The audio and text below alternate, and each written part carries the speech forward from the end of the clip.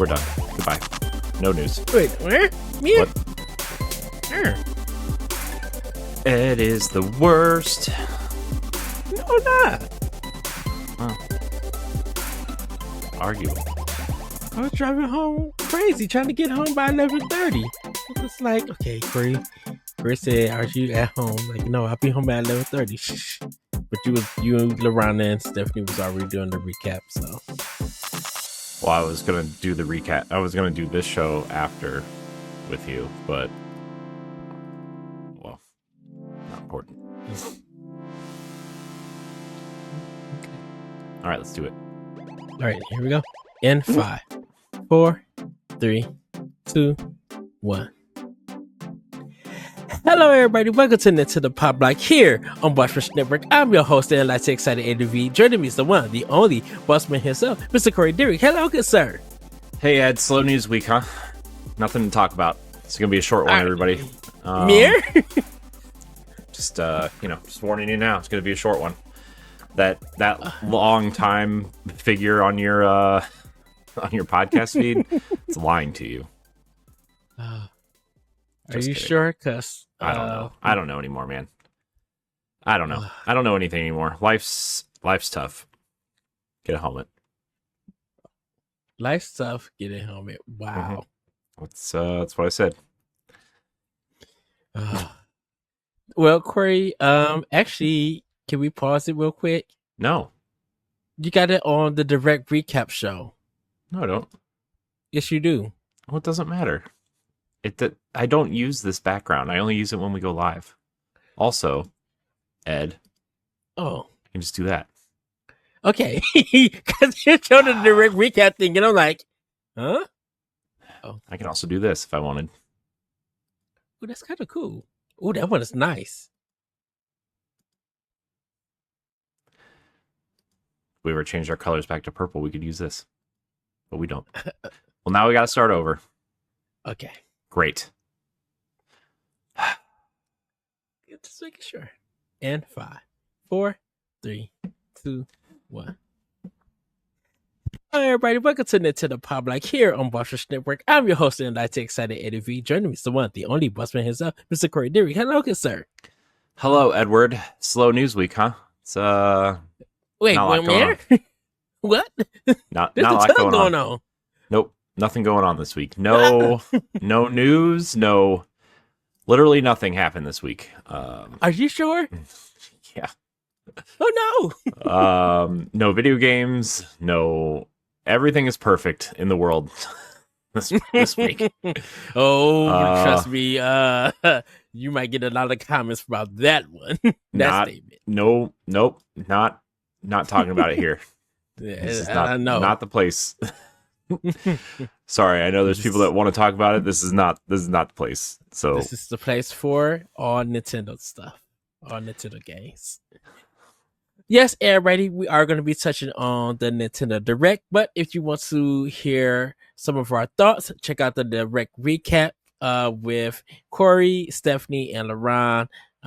They cover the show and they give their thoughts and opinions about what was shown for the 27 games and other announcements for that.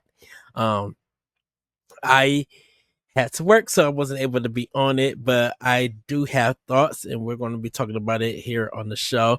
First of all, the trailer music for the Super Mario Galaxy movie, I need. I mean, it was like classic Mario that went straight into the Galaxy theme, like almost not like there, like no transition. It just flowed like a normal. It's pretty good. I don't know who did the mixing, but it was so crystal clear, and I'm like, oh yeah, I need to buy the soundtrack when it drops. Yeah, well, they said who was. I don't know who it is, but they said whoever was composing it did the last movie also. So yeah, he was back to do this. I was just like, oh, that was pretty nice. I'm sure Koji Kondo had some notes. I'm gonna be honest with you, Ed. Miyamoto's involved. Koji Kondo's involved. I'm just Miyamoto's involved every day. I'm like, okay. Shoot, this was and then of course Yoshi. But good googly moody, that Metroid, that bike. I'm like, oh yes. And then Fire Emblem. We will talk all about it because Yeah, this direct was that. definitely a great announcement at the end. I mean, I'm always excited for a new Fire Emblem, but I mean the way it ended, man.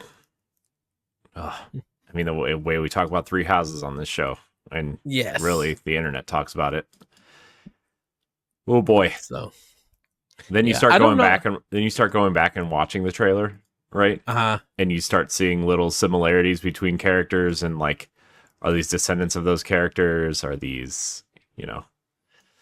I wonder, is it Koei Tecmo back on it, or I don't know, because they weren't afraid to say Koei Tecmo for any of the other games, and all I saw was Intelligent Systems on this. Yeah, which made me like, well, maybe they're just not ready to announce yet. Even though Koei Tecmo has 2 games, well, they had like 4 games there.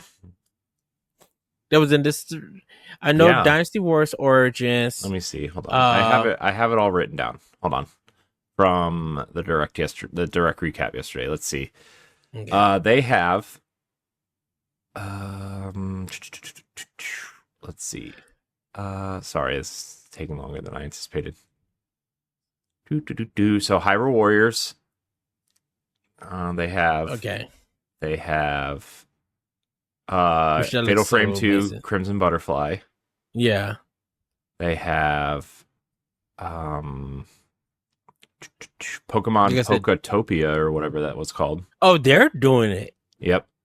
Dynasty Warriors Origins. And, I didn't know Koei Tecmo was doing it. That's interesting. Yep. Oh. So yeah, they had like 4 games there yesterday. The Pokemon one surprised me a little bit.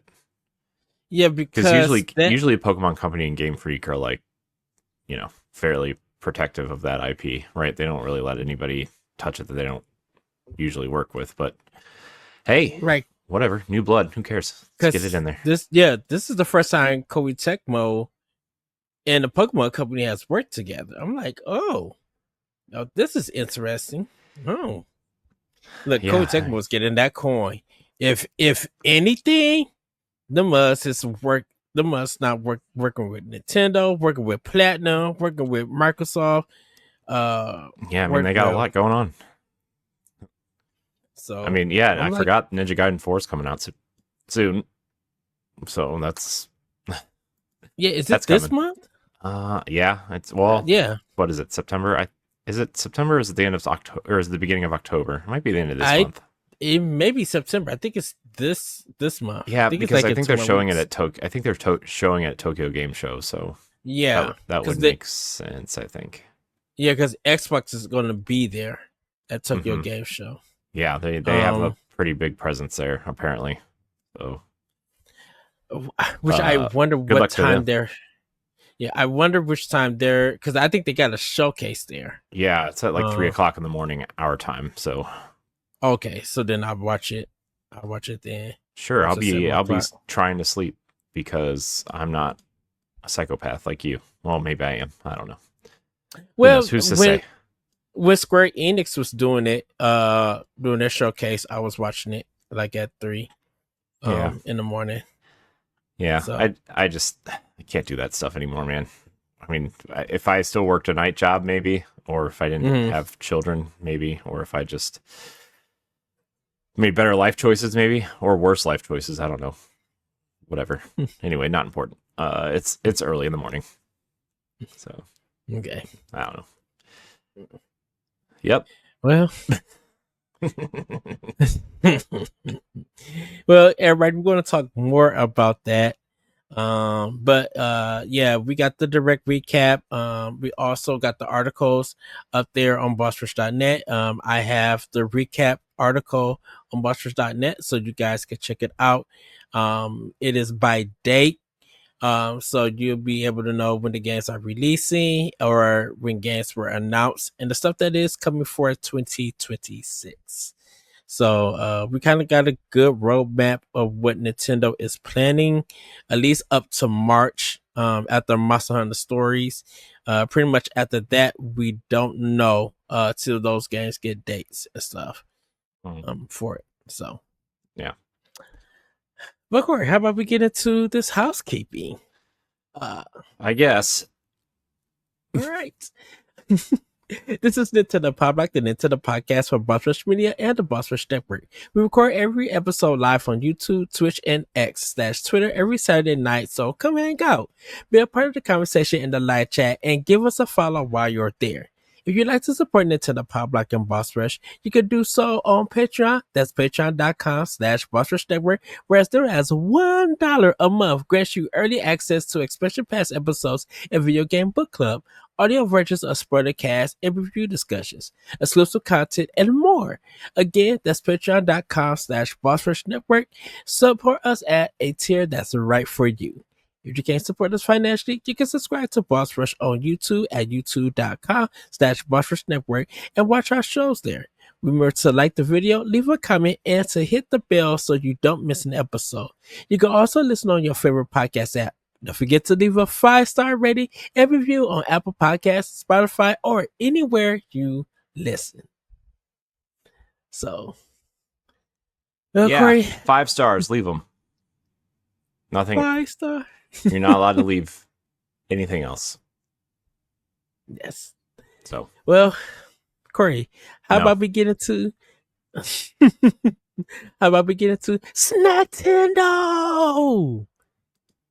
Yeah. What have you been snacking on, Corey? Oh man, we had Casa del Rio tonight. That was delicious. Ooh, burrito. It wasn't as good as it normally is, though. And their prices went up. I'm concerned. A little bit concerned, Ed. Didn't the prices go up just a while back? Yep, they've gone up so. My wife and I used to be able to eat there, both of us, for $16 for both of us. Yeah. I don't know how long ago, but now it was $16. Now it's $27 for the both of us. So wow. Who's to say? I don't know, but that's pretty much almost everywhere. I know. I mean, I don't blame them. It's just crazy to see even the small things like that go up by so much. Mm-hmm. Oh yeah. So that's kind of it, though. My Snacktendo is boring. It's always boring, but it's fine. Okay. Well, for me, everybody, there were some new pops / soda, if you want to call them that I tried. Sunkist has a strawberry orange flavor, which was surprisingly good. It's a bit confusing because of sometimes you could taste the strawberry, sometimes you could taste the orange, like the flavors mixing depending on how lasting the drink was. I'm like, that's very interesting. I also got and I already drunk it, but I got another one. This is Fanta with Chucky on it. It's called Chucky's Punch. Punch flavored soda and other natural flavors. It tastes weird. Sure I drunk it. Yeah, I was just like, is this tropical punch? Is this cherry punch? I'm like, it's a weird kind of flavor, and I think I just gotta let it just get a little bit warm so I could be able to taste the flavor. And then I know Mountain Dew has a strawberry cherry, I think, zero sugar flavor of Mountain Dew with the trolley candy. So that one is, I guess because it has the zero sugar, the sweetness is kind of a little dim, but it's fine for people who like the zero sugar Mountain Dews and stuff. I think there's no original one with that. I also found the 7-Up tropical flavor in a 20 ounce, so I tried that one. It's okay, nothing to call home or anything. Yeah, and then today I had Panda Express for lunch. I haven't got dinner yet. I'm going to get dinner a little bit later. Dinner? It's like 10:30. Because of the Panda Express, residing in my body, taking a while to process. I'm like, I'm still full. Oh, I get it. I get it. I'll probably get something from Taco Bell or something. Taco Bell. Sounds good. I know that Chipotle got that special steak back. The casada. The carne asada stuff, yeah. Yeah. So, but their website's been weird on the phone, like trying to order. I'm like, this is weird. So, man, I don't know, man. The last time I went there, a robot talked to me, so I was like, okay. That's interesting. I mean, I get AI from Checkers when I go, or Rowdies for those, but yeah, I mean that's normal. I think they're just like, we don't got enough employees. Let the robot handle this and get the order right. I'm like, oh, okay. Yeah, well, let the robot handle it. They're not going to take over the world soon. It's fine. It's all fine, everybody. But I did have a ho-ho, which was good. It's been a while since I had those. They come in a 3-pack, but it was really, really good. And then I had a Big Mac yesterday before I went to work, because they're like, the Big Mac meal was only $8. I'm like, oh, interesting. Okay, exactly. I'm like, this mug was just like almost $12 last week. Now it's $8. Okay, it's limited time. I'll Seems take expensive. It. Seems really expensive. Yeah. I don't know. Whatever. I don't know. I don't know anything. I don't know how work. I don't know how things work anymore. Look, I was telling one of our associates, it's getting to like the fall season, like the fall season. It's actually been kind of warm here and windy. We had rain this morning, and everything, but it started shining. And everybody who know me, like, when it gets close to the fall, I think of chili dogs and Sloppy Joes. So I'm getting into that mood that I want a Sloppy Joe or I want a chili dog soon. I hear you. Those are so good. Man, I can't wait till like it starts getting colder out, and like Sundays when the Browns are on, I just eat like this, like the comfort food. Yeah, it'll be fun. Watch them lose. You want to know what I love about when you watch the Browns? It's the commentary text that I get from you. So I'm glad you think my pain is funny, Edward. No, thanks, appreciate it. No, because like when they're winning and you text me, I get hyped for you. I'm like, oh, that's so cool. Yes, go Browns, go. They don't win often.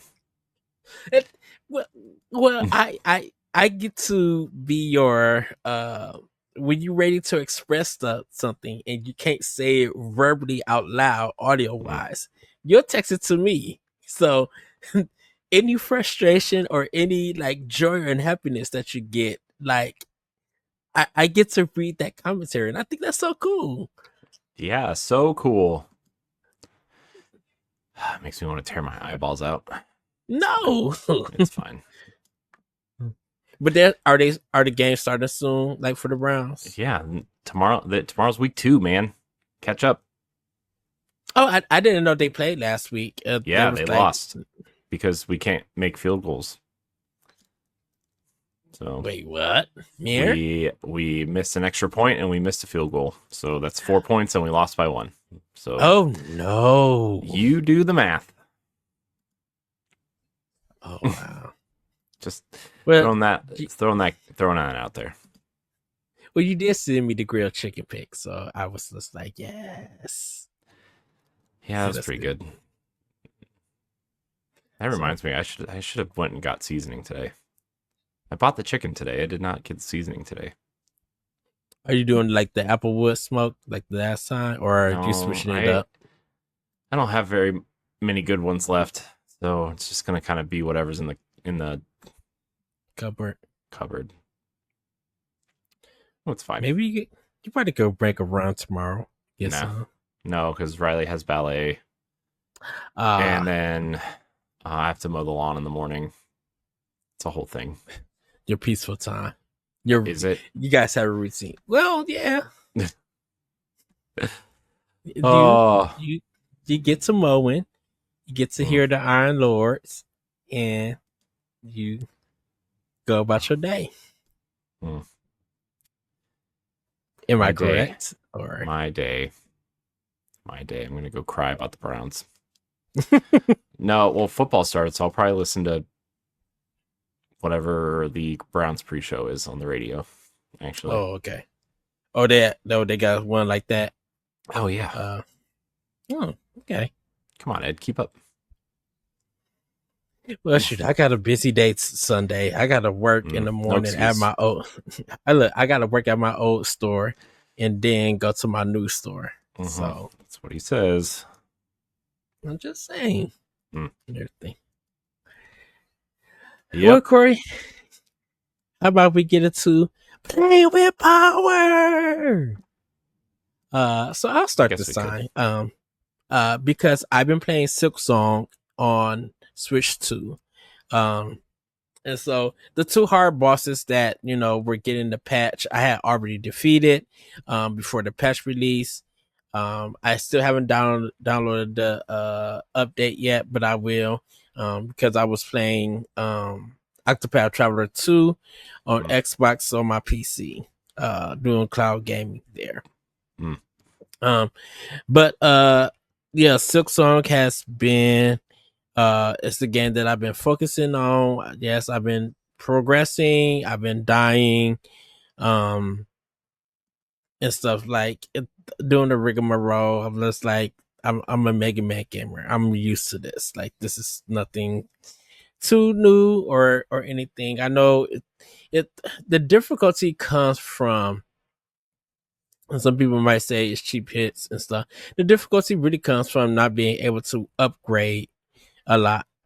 And so when you get to certain points in the game, it takes a while for you to upgrade or, kind of get powerful, and stuff. But like if you do explore and find certain items, you'll be able to get stronger and have a better chance of surviving, for it.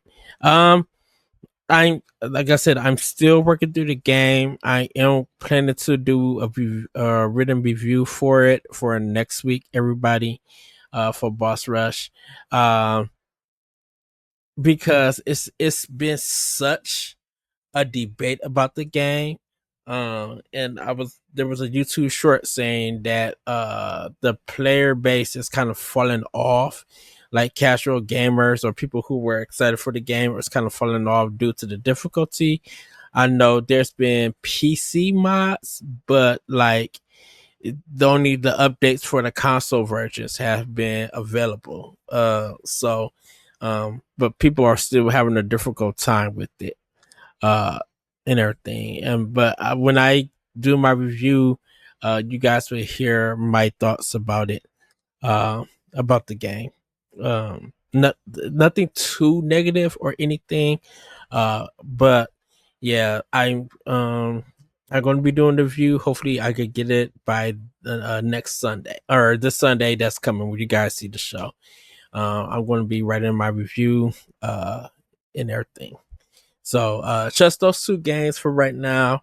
Um, I do have Clear Obscure installed, so I'm going to be continuing my journey next week with that game because I want to get it done before we start discussing games for certain things, and I want to have a conversation with you, Corey, about the game once I progress and finish the game. And see where we land at with that game after I beat it. So It's a good game.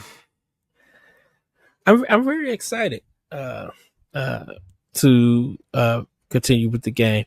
I also picked up Demon X Machina, the sequel, but I'm waiting for it to come in the mail. None of the stores have it, so right now, like, people have to order it.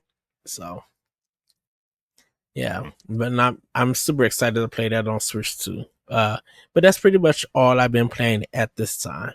What about you, Corey? I mean, I've been just dabbling a little bit here and there. I haven't played mini games. Just I've been so just trying to figure out what I want to do with everything because I don't know, man. I'm like I said this on the Boss Rush podcast on I think it's actually the pre-show. Maybe it was on the Boss Rush podcast. I don't know. And I don't want this to come out sounding. I know it's how it's gonna sound when it comes out, but let me explain because it's not how it sounds. But like, essentially, like, I am trying to figure out which direction to aim myself for doing content, and then I just freeze up.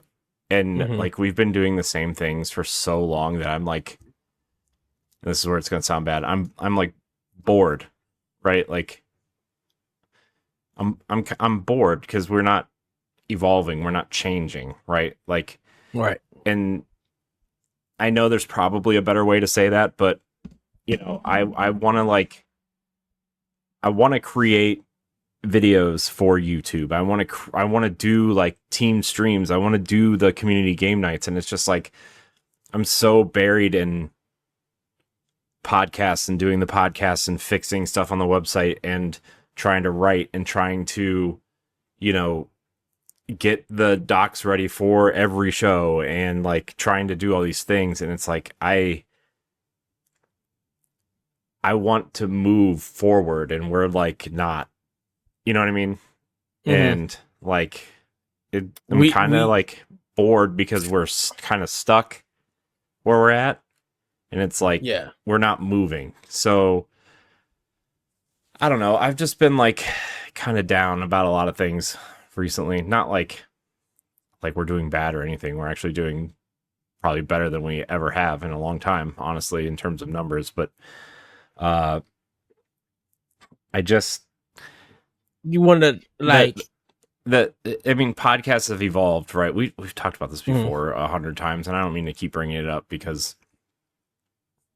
I do feel like we have this conversation like once every 6 months, but like the way podcasts have evolved, right, for content creators is that the podcast leads you to somewhere else, right? It's not it's unless you're like part of a bigger podcast network or like a already successful brand, right? Like podcasts they're not the product anymore. They are the marketing tool for your product. And so like, you know, I mean, I don't get me wrong. I love doing the podcasts and everything. I want to, I've been wanting to be more creative for like a long time, and we are not like, and maybe it's me, maybe it's a me problem. And maybe people are just happy where we're at, and that's fine. I need to do I need to do something more than, you know, and part of that's because my capture card has been broken and I need a new one. And part of it is I just can never decide where to buy a game to play it because, you know, I don't like playing on PlayStation, but the Xbox seems to be going away. And like, I struggle to even think about buying games there. And some of the games I want to play aren't coming to Switch 2 or are not there yet. So it's like, I don't know, man. I wish Nintendo would like get these people dev kits so we can get all the games on there and just not worry about it anymore. But yeah, I don't know. I've been really like creatively stuck for a while, and you know, there's another really great idea that I have for us is like not as like a content creation unit, but more as like a business unit that you and I have talked about. And I think it's a great idea, and a lot of the people I've talked to in the industry thought it was a pretty good idea. So like, I want to pursue that, but like, where's that time going to come from? And it's like, I don't know. But I don't know. We're having a meeting in a couple weeks, to try to hammer all this out and streamline some things, hopefully. And Pow Block's not going away. Don't worry, anybody. Like, Pow Block is not going away at all, and neither is Boss Rush Podcast. We're just gonna kind of move the extra stuff around and streamline it a little bit. So I don't want anybody to think that these shows are going away, because they definitely are not. But Right. The extra stuff we do around them is going to change, and I know it's going to affect our Patreon, and it's going to affect some things, but we got to do something different, I think. So again, it's probably just a me problem, and I just am not. I don't know. I gotta be doing something else. But yeah. Anyways, I've kind of been playing Fortnite off and on. I got all the Power Rangers, and they announced the Megazord Uprising event, which is coming, which is cool. Which I don't really know how events work in Fortnite, because I don't play it enough to even know, but seems cool. You can drive the Megazord with your friends, so that seems cool. Yeah. And they're doing a Lord Zed skin, which I'm sure is paid for. Oh wow. So we'll get that on the 18th. But I don't know. I've been going through my Switch 2 trying to figure out what to play next, and I need to finish Final Fantasy VII. And I am going to probably move into Xenoblade finally. I did play the Trails first chapter demo part of it. And I was like, man, I don't know how I feel about this right now. And I think it was because I'm already playing another RPG, and I'm not like in the mindset of this. Was there a lot of dialogue, a lot of talking? Dude, the first like half hour was like all dialogue and talking and stuff. Oh, I was like, man, you just wasted like half of my playtime that I have right now. that's the thing I fear. It's just like it's gonna be so much dialogue, and then you're gonna try to get into the gameplay, and the gameplay is gonna be like 15 or 20 minutes if you're not grinding, and then it's more dialogue. Yeah, I mean, that stuff doesn't really bother me that much. It's just, I don't know. I didn't. Sometimes it does for me, because I'd be like, move this along. Yeah, I mean, at least it's voiced, so it didn't like feel long, but it was definitely long. So, so yeah, I mean, I've just been trying to figure out what I want to play, man, because I just don't know. My son and I have almost beaten Yoshi's Crafted World, though. Yes, we're getting our last gem. I'll probably do it tomorrow. At some point. Did you do the bathroom level in the bathtub? Mm-hmm. Yes, I love that level. Yeah. So we are. The problem is not the problem, but he's like so eager to move forward in the level that I'm like, I want to stop and get the flowers and collect the flowers, and he like just doesn't stop. He's like, we gotta go this way. We gotta go this way. I'm like, I want to get the flower. He's like, no time. Let's go. And then like the other thing too is like he thinks it's really funny to swallow me when I'm like throwing an egg, trying to aim at something to, try to do something so he can progress. Yeah.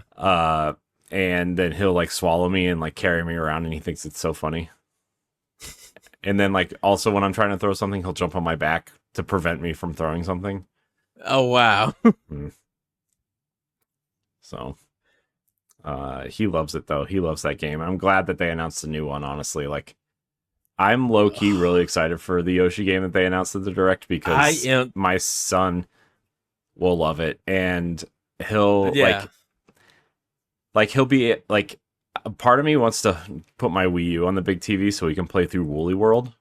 Because it's, you know, obviously very similar and he likes that stuff, but yeah, we'll see. because they're doing because this it's stop motion. It's stop motion. Like, man, that stuff bothers me, man. I know, but I'm like, oh, this game looks beautiful. It looks amazing, but they're so it looks like they're starting to become a little bit. I don't know. I mean, because those Mario shorts they did for the My Mario toddler thing on YouTube are all stop motion, which they're adorable. They're amazing, but like, you're gonna put these in your games now. Like, is this the new thing? But whatever. I don't know. I'm not gonna get too worried about it. I'm sure because in South of Midnight on Xbox, you can turn that off. The stop motion look, like the missing frame look, stop motion look, you can turn that off. It like makes that game probably 10 times better in my opinion. But you know, I think it's still on in the cutscenes, but when you're playing, it turns it off. So yeah. Speaking of which, of Xbox, they did give me the Reloaded update for Gears. Oh, did they? Yeah. So I got it for free. Oh yeah, I have been playing that too. I've been playing a lot of that. That's like that's what I was saying on Xbox Casuals. I don't know how many people listen to that from this show, but Gears Reloaded is like the comfort game for the game that, because I don't know what to play next, and I know there are things I need to get to and things I need to finish and things I need to start, and just the weird space I've been in lately, like. It's the perfect comfort game right now because I've played it 100 times. I know exactly what to do. I know exactly where I'm at. Like, it just, I don't know, man. It just feels like very comforting to curb stomp Locust, I guess. So it's really hard. It's really hard to walk up to one of them and chainsaw them in half though, and on hard. The chainsaw thing don't do nothing for me. I think I go in for like the shooting and stuff. I mean, the shooting's great, but like I think obviously the chainsaw thing is played out because there's 7 games that do that, right? But like, when that game first came out, that was cool, man. That was so Cutting cool. them in half. Oh, so cool. Way better than Perfect Dark Zero. Ooh, I'm gonna leave that one right alone and everything. It's funny. I remember Dan Shu in EGM when Gears of War came out on 360. He gave it a perfect 10. He was the editor in chief of EGM. Everybody, and that shocked people. They were just like, "When do you give a 10 or do video game reviews?" I'm like, Shu's known to give a score that he believes that deserves a 10 or something to a game. Like, he's done that before. To see him do it in Gears though was just like really, really cool to see. And I think that was like right after Halo came and made a staple for the Xbox brand. Like, Gears, that's when Gears kind of got that recognition to be the staple for Xbox. Yeah. So you know, that's but like I don't think at that time Xbox had this trifecta just yet. Well, Gears came out before Halo and Fable 2. So like, and Forza was like not, I mean, it came out the end of the tail end of the Xbox's life cycle, right? So like the main racing game on 360 was Project Gotham Racing, which was great. I like that game a lot, but I mean, I guess I'm speaking of connected to the Xbox brand because Halo was for Xbox because it was the first one. When 360 came out, Gears became like that second game, and then I feel like the 360 I feel like they forgot about it. I think a lot of people kind of forget at the time, like the way that Oblivion and Gears looked on the 360. Yeah. Like, people were like really upset when Halo came out and it didn't look good. Right? Because there was Halo 3? Halo 3, yeah. because Gears 1 had come out already. Gears Yeah. 2 had already been announced and looked better than Gears 1. And then you get Halo, which, like, yeah, Master Chief and the Arbiter look great, but you look at, like, you know, the Marines and some of the things that are going on, like, some of that stuff looked pretty last gen at that point, and people were mad. People were really mad at Halo. And also, like, Call of Duty was right around the corner, and people thought Modern Warfare was, like, the greatest thing in video games, right? So, Yeah. like I think a lot of people see it's like a lot of games though, right? I mean, it's same with stuff like Wind Waker and Metroid Prime and like rose tinted glasses were like, oh yeah, it's always been great. No, people were mad. People were legit mad at Halo 3. You know what? It's funny Because that you said it. I remember listening. Sorry, I didn't mean to cut you off. I just remember listening to like the like Game Informer show and the Giant Bombcast, and they were like, "Halo's pretty ugly, right?" I mean, it's fun, it's Halo, but it's pretty ugly, and like people I were mad it didn't have a sprint button, and like because games had sprint buttons at that point. Well, I didn't hear any of that. I knew that when Yeah, Halo but 3 came out, you also weren't into the Xbox 360 either. I wasn't, but I had a PlayStation 3. I was reading oneup.com. I was reading EGM.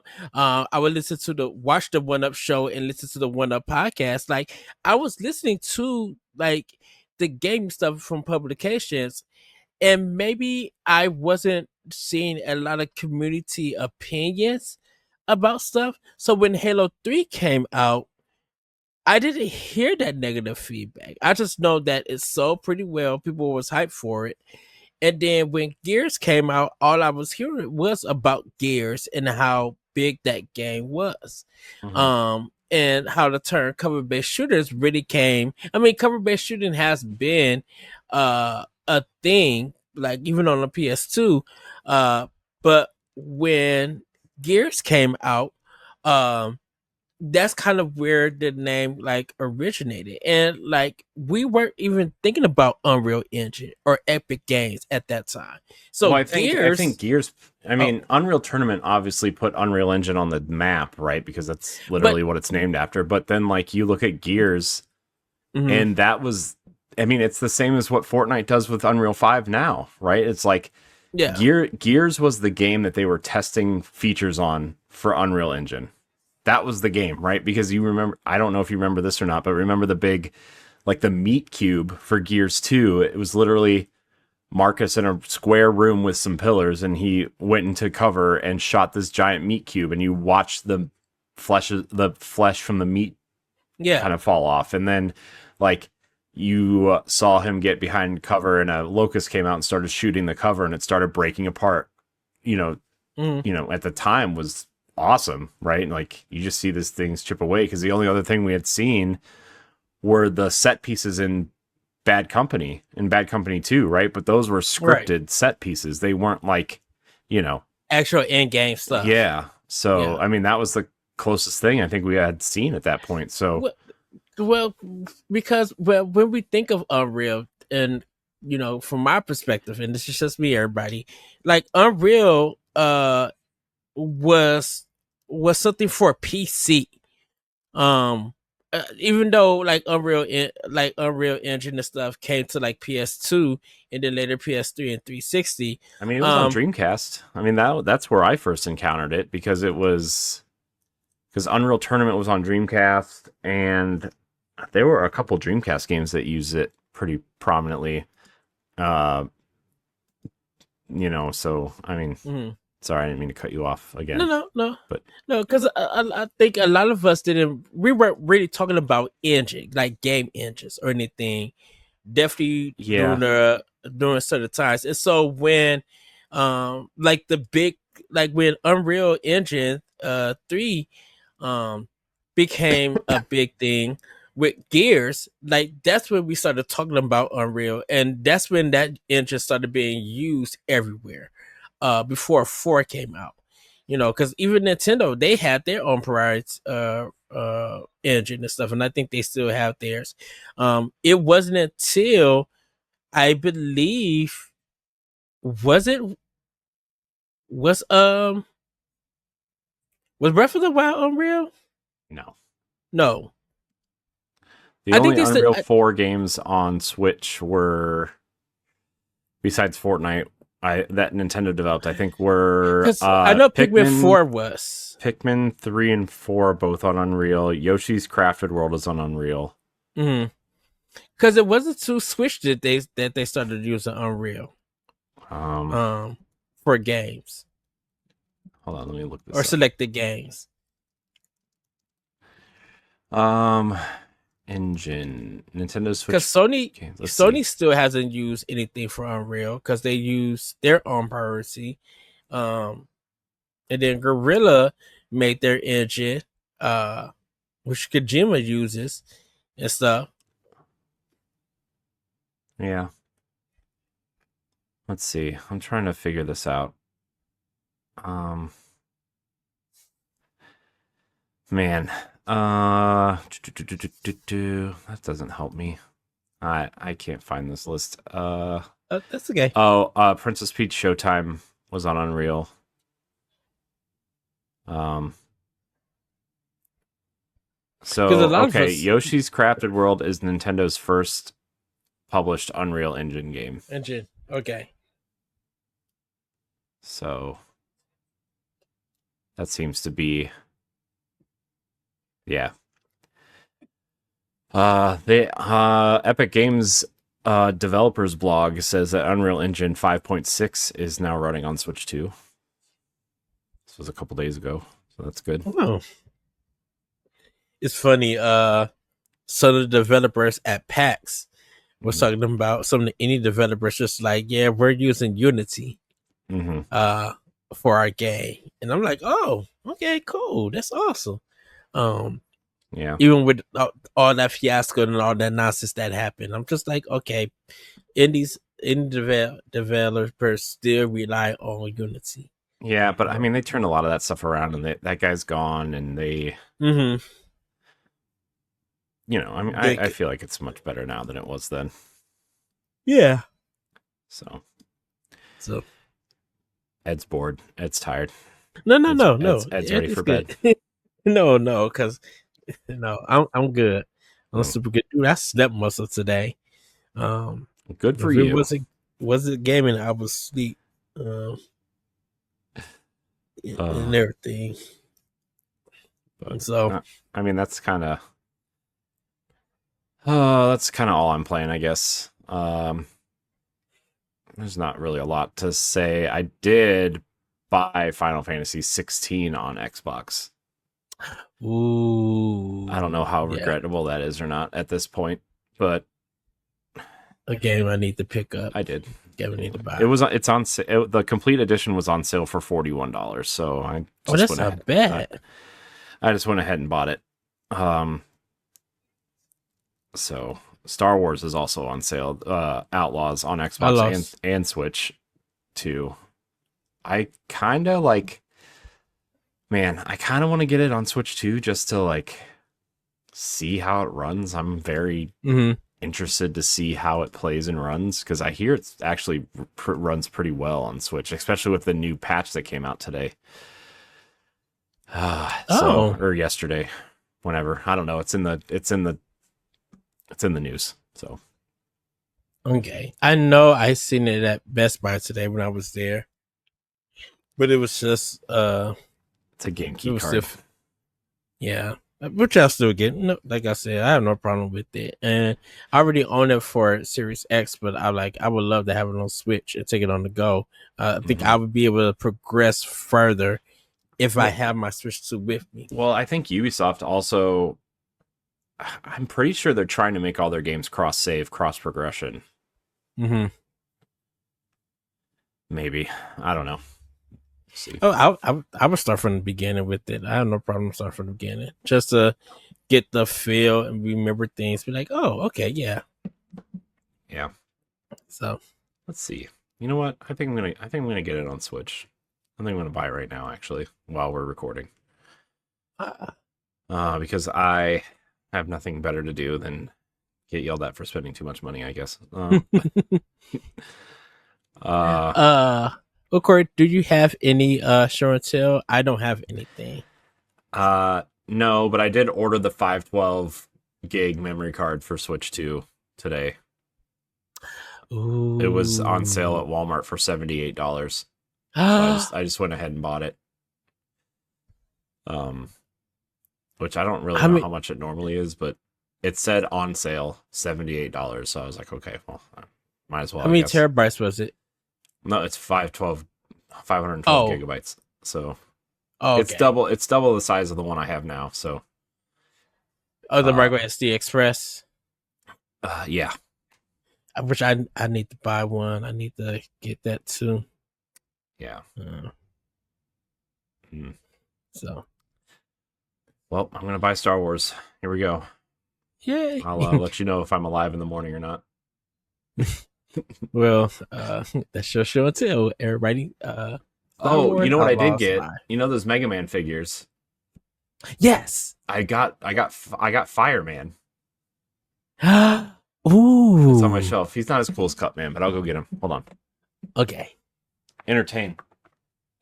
Yes.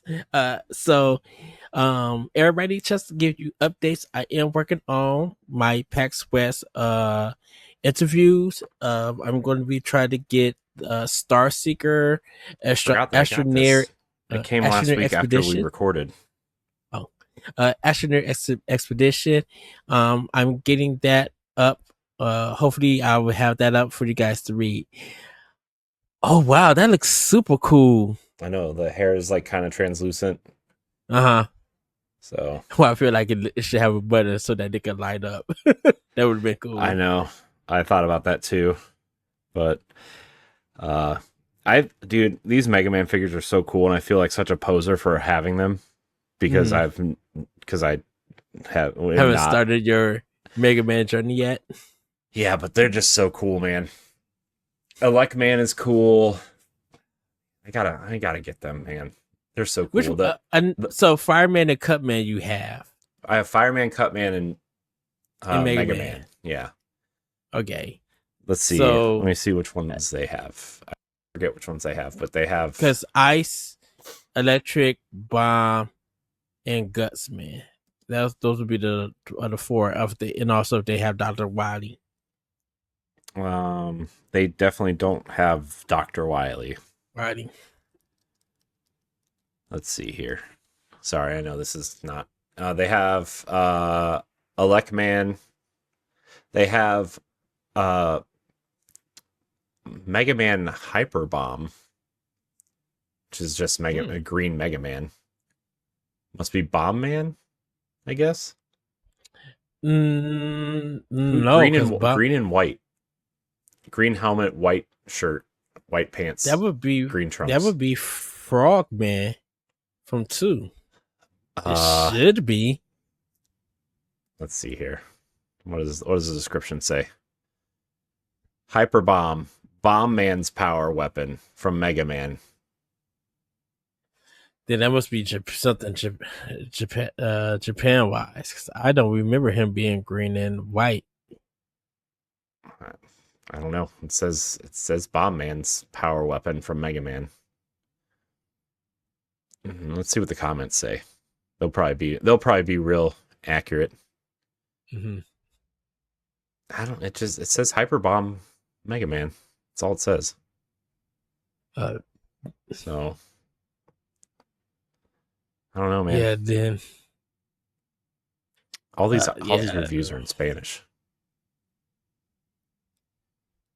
That's all. I don't know. Anyways, not important. Item details. That's what I wanted. I don't know. It just says Hyper Bomb Mega Man is all it says. Then it must be something special, because I'm like, if I think of Mega Man green and white, I think of Frogman. Here, I'll send you the link in the private chat here to the Amazon listing. It looks cool. Like, I like it a lot, but I don't know. Let's see here. Anyways, they have Iceman is also another one. Mm-hmm. So those are kind of the main ones that are out right now. Looks like Airman is on its way. Oh, for Mega Man 2. Yeah, but this looks like the one from the show. That weird animated show that they made. So this is so weird. So if you put Cutman first, then Electric Man, and then Ice Man, and then Fireman on the Mega Man Amazon page, that's the boss order you could go in. Oh. Because when you get fired, you're supposed to go to Bomb Man, and then at the Bomb Man, you go to Guts Man, and then you do all the Dr. Billy stuff. That's funny. Iceman looks cool. It's just that's why I make. That's why I said that's why Mega Man 3 is so confusing with his boss arrangements. You know what we need, Ed? We need Magnet Man. That's for Mega Man 3? We need a Magnet Man. Just the big magnet on his forehead. Which is funny. I switched from starting with Top Man. Every time now when I start Mega Man 3, I always go to Magnet Man. I go to him first. So I could go to goodness, I cannot think of his name. I would have to look at the list for Mega Man 3. Maybe that'll be a stream. Maybe we'll stream some Mega Man. Ooh. My Mega Man journey. Yes. Hold on, can we still do that? Oh no, we can't do that on Switch. What? Why not? Oh, because it's not part of the the Nintendo NSO stuff. Yeah, but there's a way we can do it, especially through StreamYard. There's it's specifically built for that. So okay, we should be able to do it. Laurent and I did it with Metroid Fusion. So as a test trial or yeah. Huh. Yeah, because I would love because I love I would say this.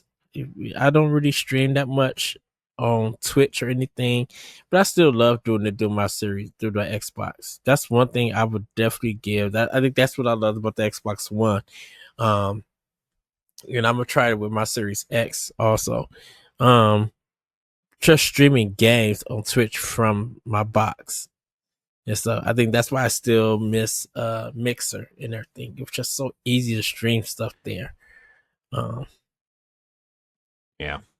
Man, and Mixer. I really liked Mixer a lot. And I believe you still stream to PlayStation, to YouTube, to your PlayStation. Because I would love to do that when I get my PS5 Pro. In the future. Well, this stuff. Yeah, I gotta figure out the right way to do all that soon. Because yeah. Well, everybody, it's time for Family News. Yay. Corey, take it away. Slow news week. No news. No.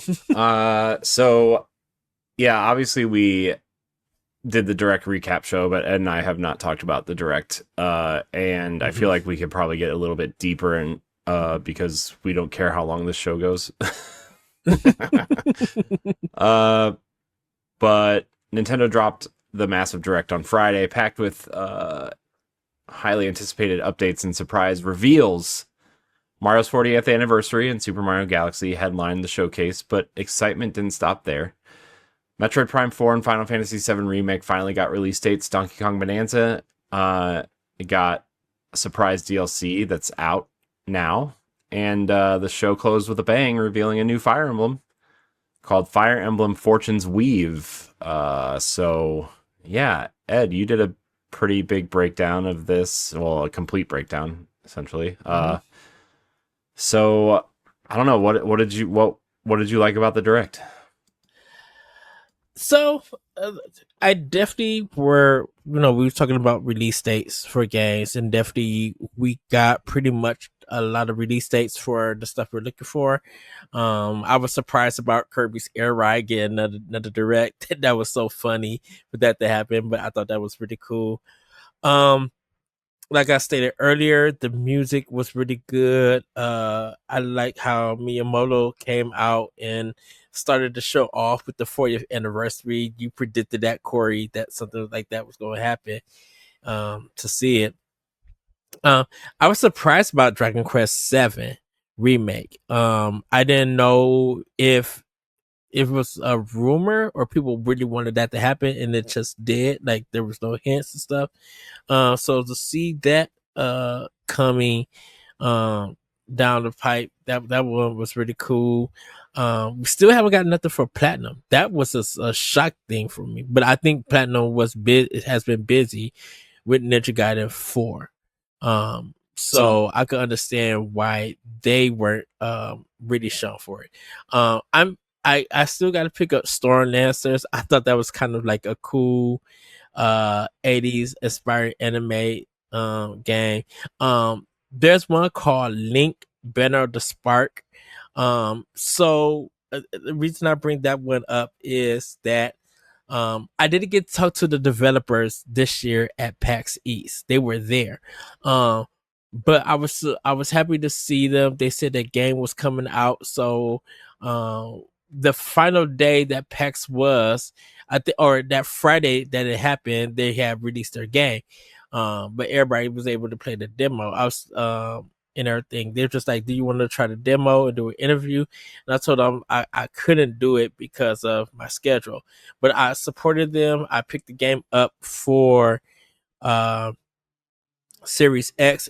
So to see that game come to Switch 2 or to Nintendo Switch, I'm super excited that the game got chosen to be in a Nintendo Direct. So hopefully, if I see them again, I could reach out to them and congratulate them on that. I'm super excited to see that happening. Getting the date for Final Fantasy 7 Integrate was good, and then Hades coming out in 2 weeks. Excuse me, people are gonna love that game. Man, and the amiibos, Corey. Oh, I know. The Mario Galaxy ones, especially. I had to get them. I already pre-ordered them, so. Yeah, not coming out till April, but I pre-ordered them. So, the Metroid Prime. Oh goodness! Then when they show Samus on the bike, at first I was so confused by that. I'm like, why is she on a motorcycle? Yeah, I kind of was just like, wait a minute, is this F-Zero? I'm like, oh no, this is Samus on the bike. I'm like, oh wow. And so seeing that, I was just like, oh yeah, Retro's up to something good, and just enjoying that. That's the final game for this year for Nintendo. Mm-hmm. Yeah, but I think we both pinned it in December at some point because obviously all the other games that come before that are like, so this is just good strategy, the sales strategy, honestly, because like Metroid is not a game it's not a franchise that sells to everybody, right? There's a select few people that really enjoy Metroid, and which is great, but you're not going to put that in pardon the pun, a prime spot in your release schedule, right? You're going to put that where the hardcore will buy it no matter what, and then after the holidays are over, people who might get gift cards for Christmas or might have a little bit of extra money lying around and are interested in it, or they hear word of mouth, might go get it, right? But December, I think, is a smart spot for it because you have Pokemon coming out, you have a Zelda game coming out, you have all these other games coming out that you're going to try to support, and Metroid would have. I feel like December is just a smart spot for it. Right, because next month is Pokémon Z-A. Mm-hmm. And Mario Galaxy now. Oh, Galaxy. Oh, yeah, that is true. The Galaxy 1 and 2 collection is out.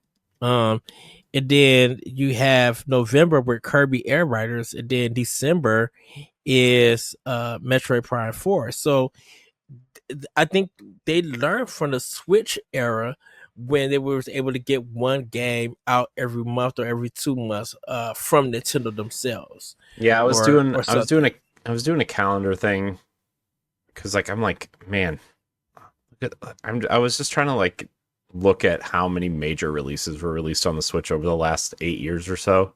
Yeah. For the first like 3 years, they had a Nintendo published game about every 6 weeks. Mm-hmm. It was literally about every 6 weeks. And when they didn't have one for the month, right? Like that month that Right. Nintendo didn't have one, they very prominently had something featured there that was developed by somebody else, right? Like 2017, yeah, they had Fire Emblem for 3DS, but like their Switch game was Ultimate Street Fighter 2, right? I mean, that was the game they were pushing in May. And then, you know, in 2018 they had shoot, what did they have? I just wrote it down. But I mean, my point is like they make sure to market something every single month, essentially. Let's see here. Yeah. I think that's why I say that 2019. Every time I bring that year up with that summer, I'm just like, you got to think they hit us with 3 bangers. mm-hmm. You know, you got Fire Emblem 3 Houses, you got Astral Chain, and then you got Link's Awakening. It's just like, can we breathe, Nintendo? Like, we had hit first party games. Oh, that June, I think, was Mario Maker 2. I believe that 2019. Year. Oh, so it was 2019. Okay. Yeah. Because let's see. Okay, so in January, for Switch, what is happening here? This. Okay. So they had the game they were pushing in North America was Dragon Quest Builders because it was coming in February. Lost Sphere they were pushing from Square Enix. Mm-hmm. Rocket League came to Switch in January. And then they had Bayonetta 1 and 2 come to Switch in February. So those were kind of like the 4 games. And then Kirby Star Allies in March. Yeah. Was theirs. And then that April, I think everybody forgets about Labo, but they had 2 Labo kits. Their first 2 Labo kits come out in April. So yeah, I mean that was, man. Switch has a lot of games, man. Yeah, there are so many games for Switch. Dude, like I said, the first party lineup from Nintendo, you know, with the unit sale and everything, that's a lot. That covers pretty much most of Nintendo releases for the Switch era, which is, and it's still going until next year. We don't know. But yeah, I'm just so shocked. But like for this direct, man, the Pokemon stuff, Pokopia, I laughed because I'm just like, Ditto has this game and it looks bonkers and crazy and I want it. And then the Virtual Boy. Oh yeah. Coming to NSO. I was just like, wait, what? I'm getting that accessory whenever it comes out. I'm getting it. I mean, the Virtual Boy was interesting, right? Like, I mean, I think a lot of people don't know this, but that was the first Mario Tennis was first released there. They had that weird, like, not Star Fox game, right? I mean, that was the one that was in all the demo stations, right? Was that Starship game. I remember that pretty well. There was a Wario Land game for it, right? Like, yeah, there was a lot of weird stuff for that thing. But the fact that you have to buy the Virtual Boy to play it It's $100.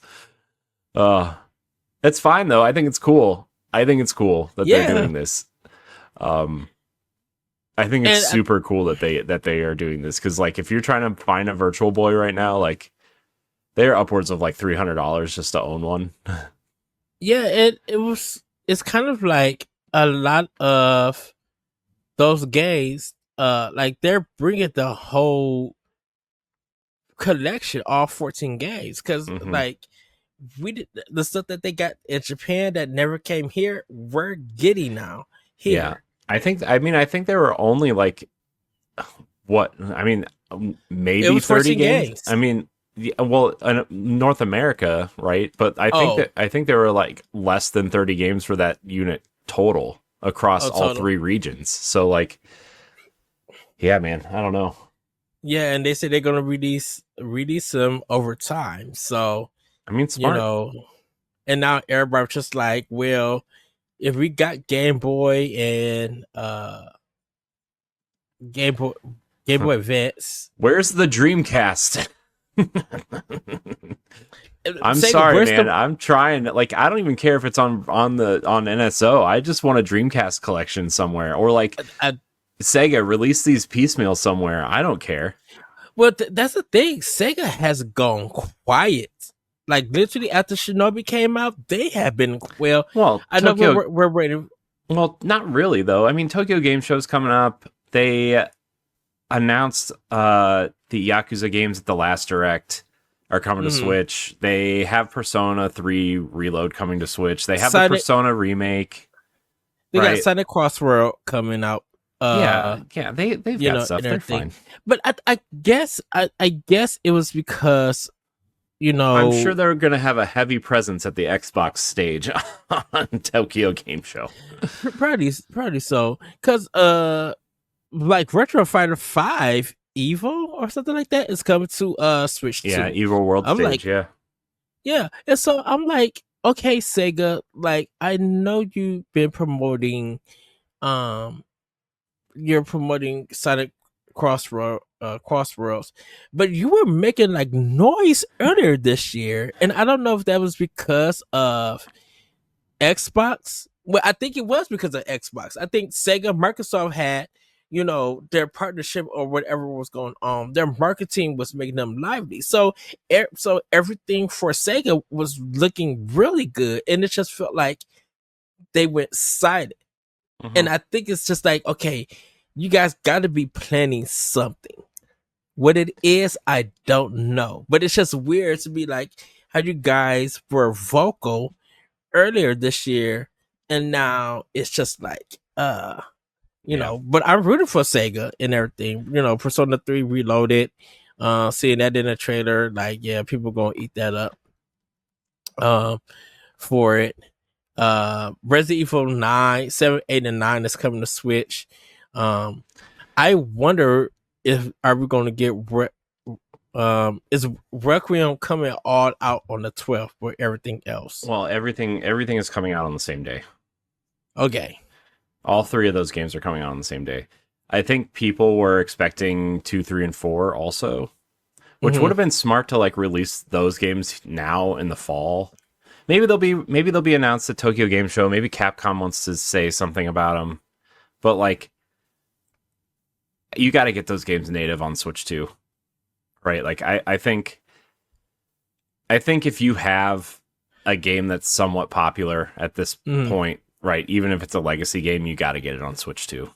Because I mean, that's my thing is like all these games, especially because like, now that it seems like Nintendo is finally functioning like the rest of the consoles, where like you have your Nintendo ID and all your digital games are connected to your Nintendo ID instead of the platform now, like you got to put the best versions of these games on the platform, right? I feel like the way games scale now, and I know that Nintendo scales a little bit different than the rest of them because of the architecture and everything, but like the way these games scale now and the way that like, you know, porting has changed, in the way that you know, textures work on engines and how they can tell what, you know, type of hardware you're running on. Like, you got to put the best versions of these games on the platform, right? Like I would hope that Microsoft would go in and be like, "Hey, Bethesda, we need you to spruce up Skyrim Anniversary Edition and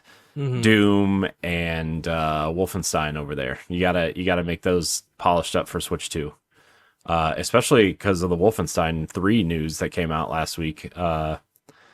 Wait, what?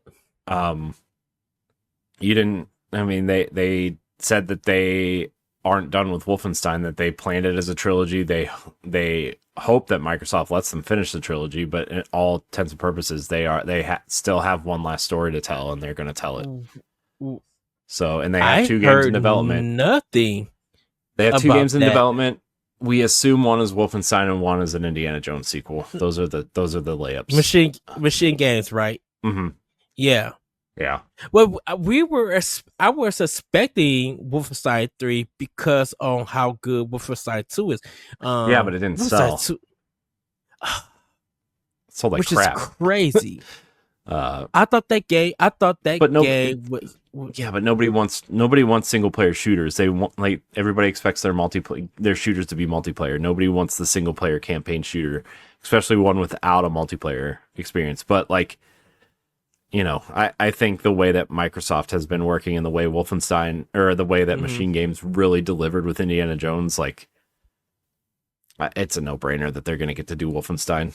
It's going to be a one for you, one for me sort of thing, like movie studios. It's what I was talking about with Stephanie last night on the Direct Recap show, where like everybody's like, why is Kirby Air Riders getting so much airtime like everywhere? And it's like, well, first of all, Sakurai is a big name, but second of all, like if Nintendo is making him do another Smash Brothers, he's going to get to make a game that he wants to make first, and this is the game he chose to make. and the thing about it is, like, even with me putting the preview out for PAX, dude, I literally told the representative there, and I know they were just like surveys and everything. I literally told the representative there, I'm like, this became the most anticipated game after that direct, and everybody who was at PAX who played the demo and everything, and I hope the second presentation lets everybody try out the demo and everything, they were like, oh yeah, I'm definitely pre-ordering this game. Yeah, I'm definitely see what Sakurai and them are talking about. Like, it for a casual game like that, it's going to be super enjoyable and so much super fun. And yeah, if a person is giving you like 15 million or 30 million in sales and continue to grow over a lifetime with Smash and everything, where even people who's not into those fighting games but really playing it and having fun, why not be like, yeah, I want to make a game? You think Nintendo's going to pass that up? Nintendo knows the Kirby community. Nintendo knows where they're going. You want to keep Sakurai? Let Microsoft or Sony snag Sakurai and see how foolish the mugs would go to have something on their platform. Yeah, let's be honest though. I don't think Microsoft's trying to snag anybody right now. They're closing studios and getting rid of people left and right. So, oh yeah. But a Sakurai was making trust me, a Sakurai was making a game for Microsoft. There's going to be some coins. I don't know about console sales. That's a whole different thing. Let's be honest, they're not making consoles anymore. But like, if Sakurai was, even if Sakurai makes like a Kid Icarus style game for Microsoft or PlayStation, you don't think those communities are going to snag it and buy it and be like, you know, and Sakurai could be like, yeah, we got power, but that doesn't mean nothing if I cannot implement the design that I was teaching everybody to my videos and how I make games. You know, I can have the best box with all of these beautiful graphics and frame rates and stuff, but I'm like, that doesn't make the game. It's what I do.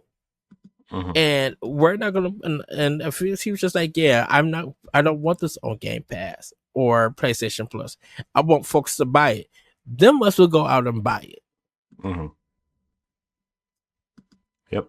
And then us as Nintendo folks would be like, "Are we going to get the game too?" Be like, "No." Yeah. Oh But man. then Fire Emblem. Yeah, Fire Emblem is it's it looks really good, man. I wasn't sure how I was gonna handle this, like the Greek mythology setting Mm-hmm. kind of thing, but like I have the trailer pulled up right now. I gotta watch it anyway.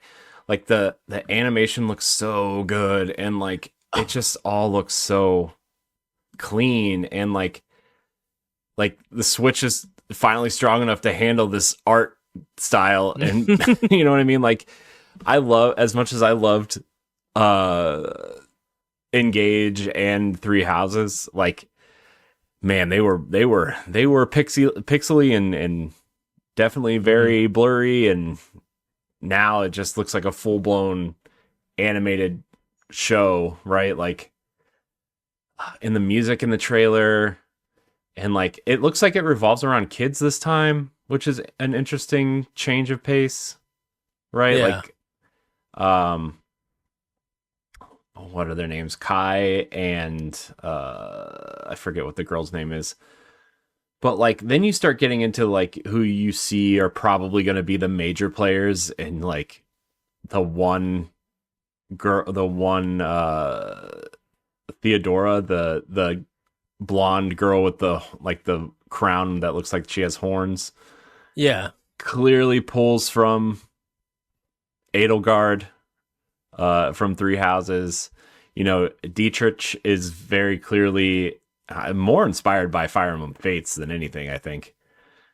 But yeah, there are just these characters are so, they're pulled so, oh my gosh. And like the dancer in this, what's her name? Lita, I think her name is. Like it feels like it has a Greek/Roman theme to it. yeah, and like I was saying before, it looks like the heroic games are very clearly like this is some sort of gladiator games that probably forms into some sort of war between the kings and their royalty, and like probably the gladiators are probably slaves of some sort, right? And like, you know, that's my opinion. And then they're starting to fight because the kingdom is falling apart. But then, dude, at the end,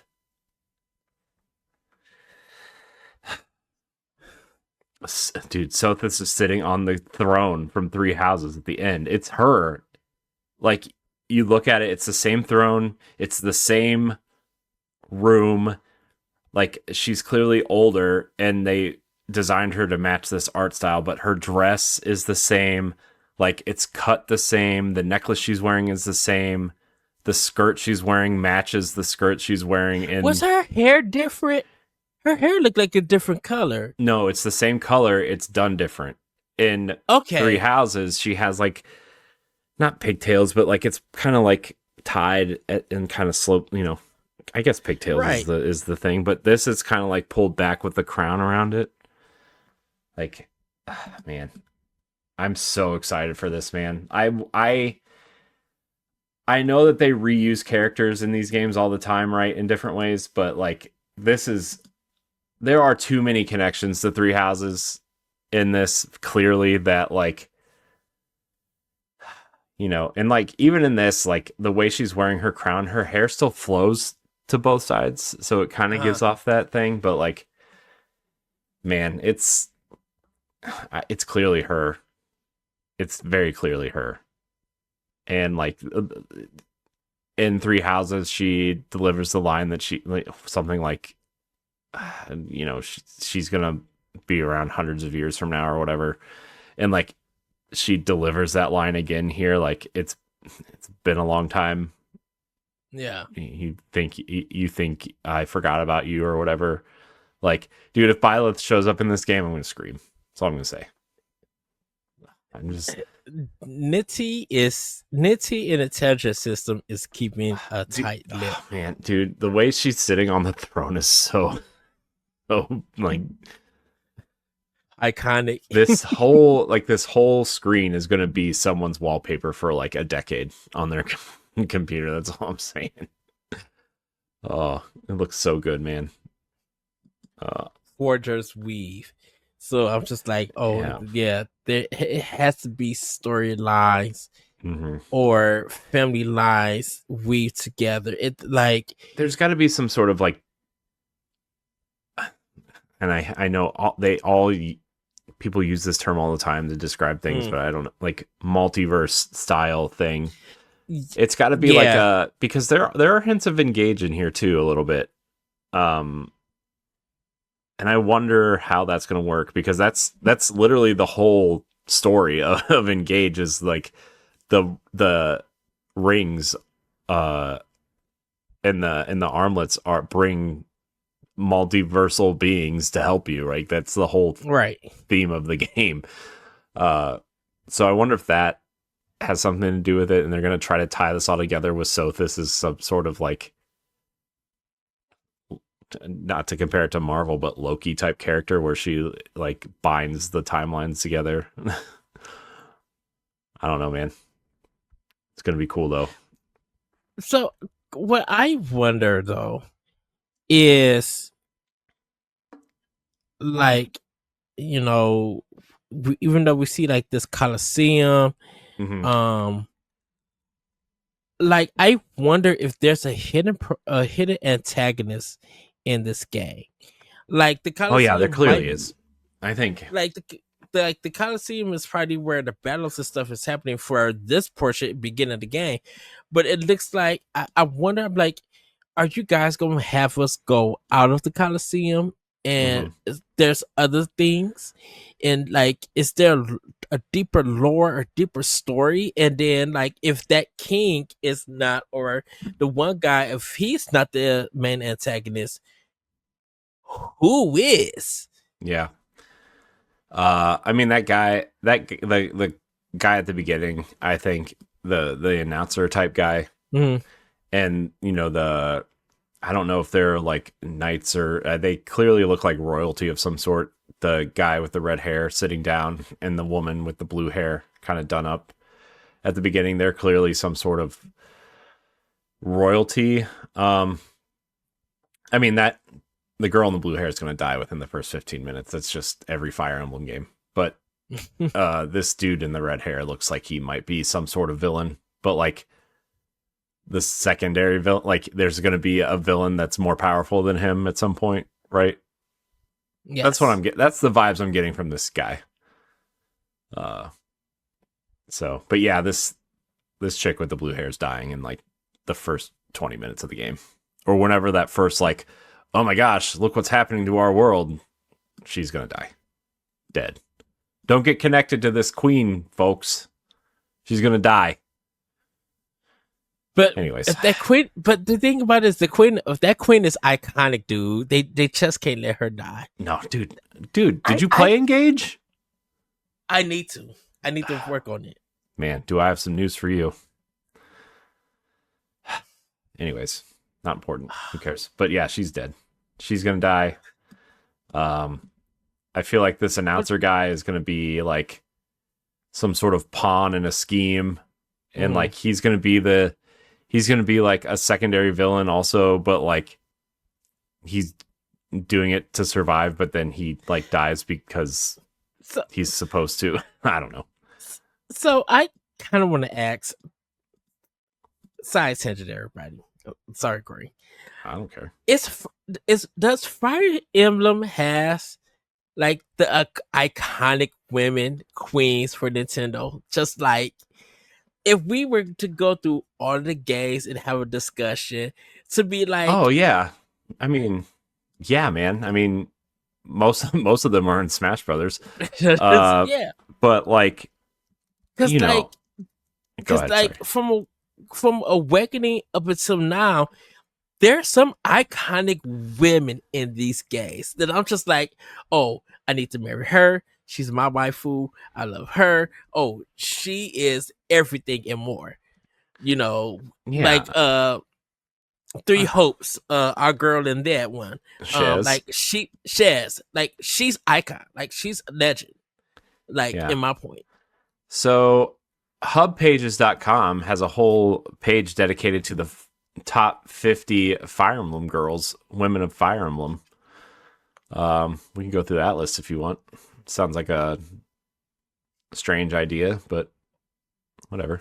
It's fine. But yeah, I mean, I think there are definitely, I mean, you obviously have, Corrin from Fates, which is kind of the main character, but I know a lot of people really like Camille from that game. The we'll say busty BDSM looking woman. But like then you have like Micaiah from the Wii game, right? And you have Erica, which is from one of the GBA games with her brother. I always forget her brother's name, but he's not important, so it doesn't matter. I mean, he is important. I just never remember his name. And then obviously Byleth is like iconic, even though the female version is not the canon version, apparently, according to Fire Emblem Engage, which is sad. And then you have the characters that are in multiple games, like Anna is in a couple games. Sorry, I'm just going through this whole thing. Tiki is in a couple games, right? Tiki is in she's in Awakening, she's in Shadow Dragon, which is the remake of the first game on DS. There's just so many, especially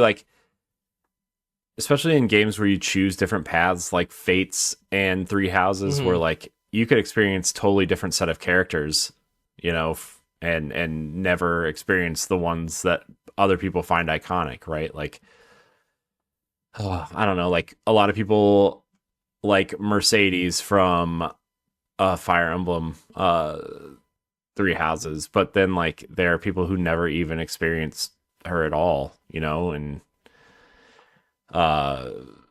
Dorothea, which is the actress in Three Houses, and then you have like Lydia, and you have Tharja from Fire Emblem Awakening, and you have there's so many, man. There's too many. There are so many characters in Fire Emblem. It's ridiculous. But like for me, like Edelgard is super iconic. I'm trying to think of like just a ton of them are in Engage as well.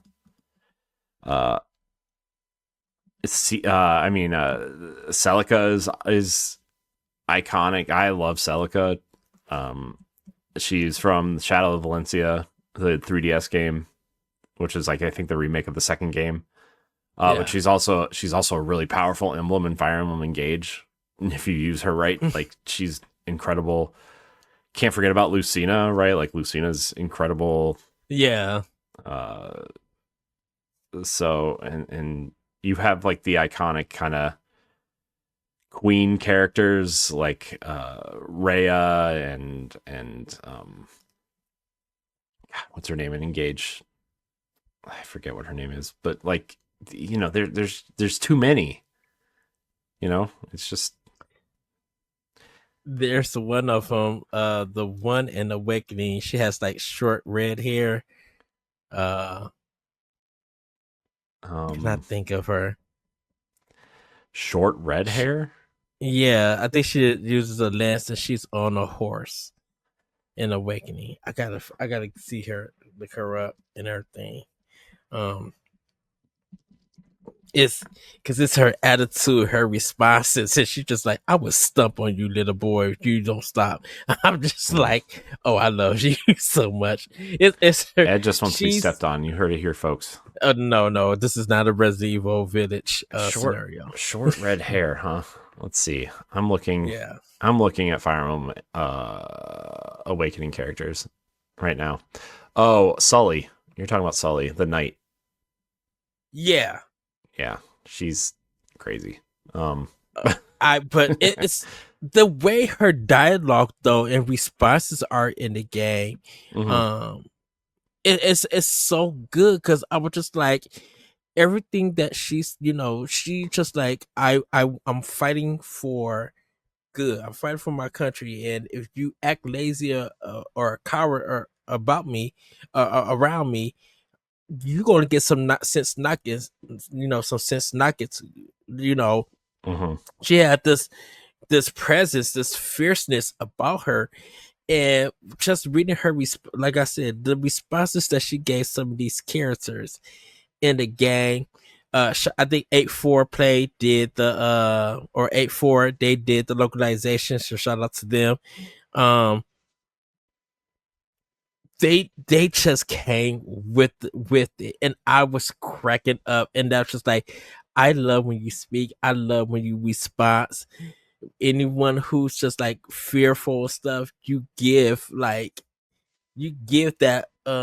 energy to be like, snap out of it, get it together. We are at battle. You cannot be afraid of, like, if you die, you remember you fought for your country, you fought for your people, and this is one of the things that happens for it. And she was just like, man, yeah, you are an iconic queen, and I just love her in Awakening. Which Nintendo, I'm gonna need y'all to remaster that and bring it to Switch too. Like, I'm a little surprised that they haven't remastered the 3DS games yet. At least one of them. I mean, I would say Fates. I would say Fates would be the one they would do, because that last chapter is, I mean, you literally can't get it anymore. Like, it's tied to the collector's edition, where the entire game is on the same cart, or DLC, which the store is closed, so you can't buy it. So that would be the one I would pick for them to remaster and just kind of put it all together like Three Houses, right? Like, kind of choose your own path. But I don't know. Fortune's Weave. I got to get used to that name. That's a weird name. It doesn't roll off the tongue all that well. But it's cool. I'm excited, man. Also, like, weird. We have Chocobos at home knockoffs. With the main character. Yeah, he's like riding an ostrich. But Nitty. There's gonna be an amiibo of that character riding that thing, and it's gonna be extra $10 because there's 2 characters on it technically. And Corey, how quickly are we gonna put our pre-orders in? Dude, Fire Emblem, I have to get all the Fire Emblem and Zelda amiibo. You know me, I gotta get them all. I was at Best Buy; they had like all the amiibo for Tears of the Kingdom. I don't. So there's quite a few Zelda ones I don't have, actually. I mean, I think I have all the Breath of the Wild and Tears of the Kingdom one. It's the Smash ones I'm missing, and like that 30th anniversary Zelda set, or 30th anniversary. I'm missing the Wind Waker ones from that. I'm missing the Skyward Sword one from that. I'm missing Majora's Mask one from that. So there's quite a few I'm missing, I think. I got to go through my list. I'm missing quite a few Fire Emblem ones as well. Also, there's like a ton of Fire Emblem Figma figures I figured out, and it's sad because they're all expensive. But that Byleth one is coming out, and I'm so excited. But overall for this the red, I'm surprised with Dragon Quest VII Reimagined. Like I said, I definitely would pick that up. I need to. I'm definitely gonna be picking up Dragon Quest 1 and 2 on Switch 2. Power Wash Simulator 2 looks fun. Let's see. Yeah, Hyrule Warriors Age of Imprisonment just looks amazing. I'm like, oh, I cannot wait. Dinkum is the Australian outback kind of farming game that looks so wacky and everything. I'm just like, oh, this is kind of cool. Yeah, and Mortal Kombat Legacy Collection, like, yeah, I get that. I didn't get the Donkey Kong Bananza DLC. I didn't either because I need to play more of the game and beat it to get it. I gotta tell you, man, I don't think I like Donkey Kong. I do. I wish I did. It stresses me out. It gives me great anxiety that the whole world can be destroyed. Right. And like I know you can reset it, but like it still gives me, I don't know, man. It stresses me out. uh, Uh, uh, uh, Popocom, that color game, it's kind of cool. Looking at it. yeah, I thought at first it colors. was a Splatoon knockoff, but it's like a co-op puzzle game, not a shooter. So it's kind of cool. Right. Um, So, yeah, and of course, my son stories 3, great oh music. yeah, dude, that game looks awesome. It does. Fiddle Frame. I feel like they need to put the whole Fiddle Frame series on there so I can play it in one go. Yeah, have they not remade the first one yet? Not yet. Jeez, that seems like a layup. I don't know. Yeah. I don't know. Speaking of weird games, though, I thought this weird Pokemon Pokotopia was weird, but then like Laurent and Stephanie talked me into like maybe playing it. I'm picking it up. I'm getting it. It looks weird, man. It's like that. I like the concept that you're like this Ditto. Yeah. Like, and not just a regular human who uses Pokemon to farm. Right. Also, this makes me wonder more and more if this is why they're going after Pow World, because you're literally using Pokemon to do jobs for you. Which is exactly what Pow World is. But like, I also like the fact that you can use the Ditto to absorb powers to solve different tasks, which is cool. Like the Ditto's, like the character's arms turn into vines when she meets the Bulbasaur to like pull down apples or something out of a tree. Yeah. I thought that was really neat. Some people got freaked out because of the eyes on the character. The Ditto eyes creep like, everybody out, though. That's not like a right. The eyes is the giveaway to let you know that this is a mimic. This is an imitation. That's what Ditto's supposed to do. He's supposed to copy, but he can't fully copy because of his eyes. It's the original thing that makes him. But like, I thought it was it's cute, it's funny. It's gonna sell 1 million probably.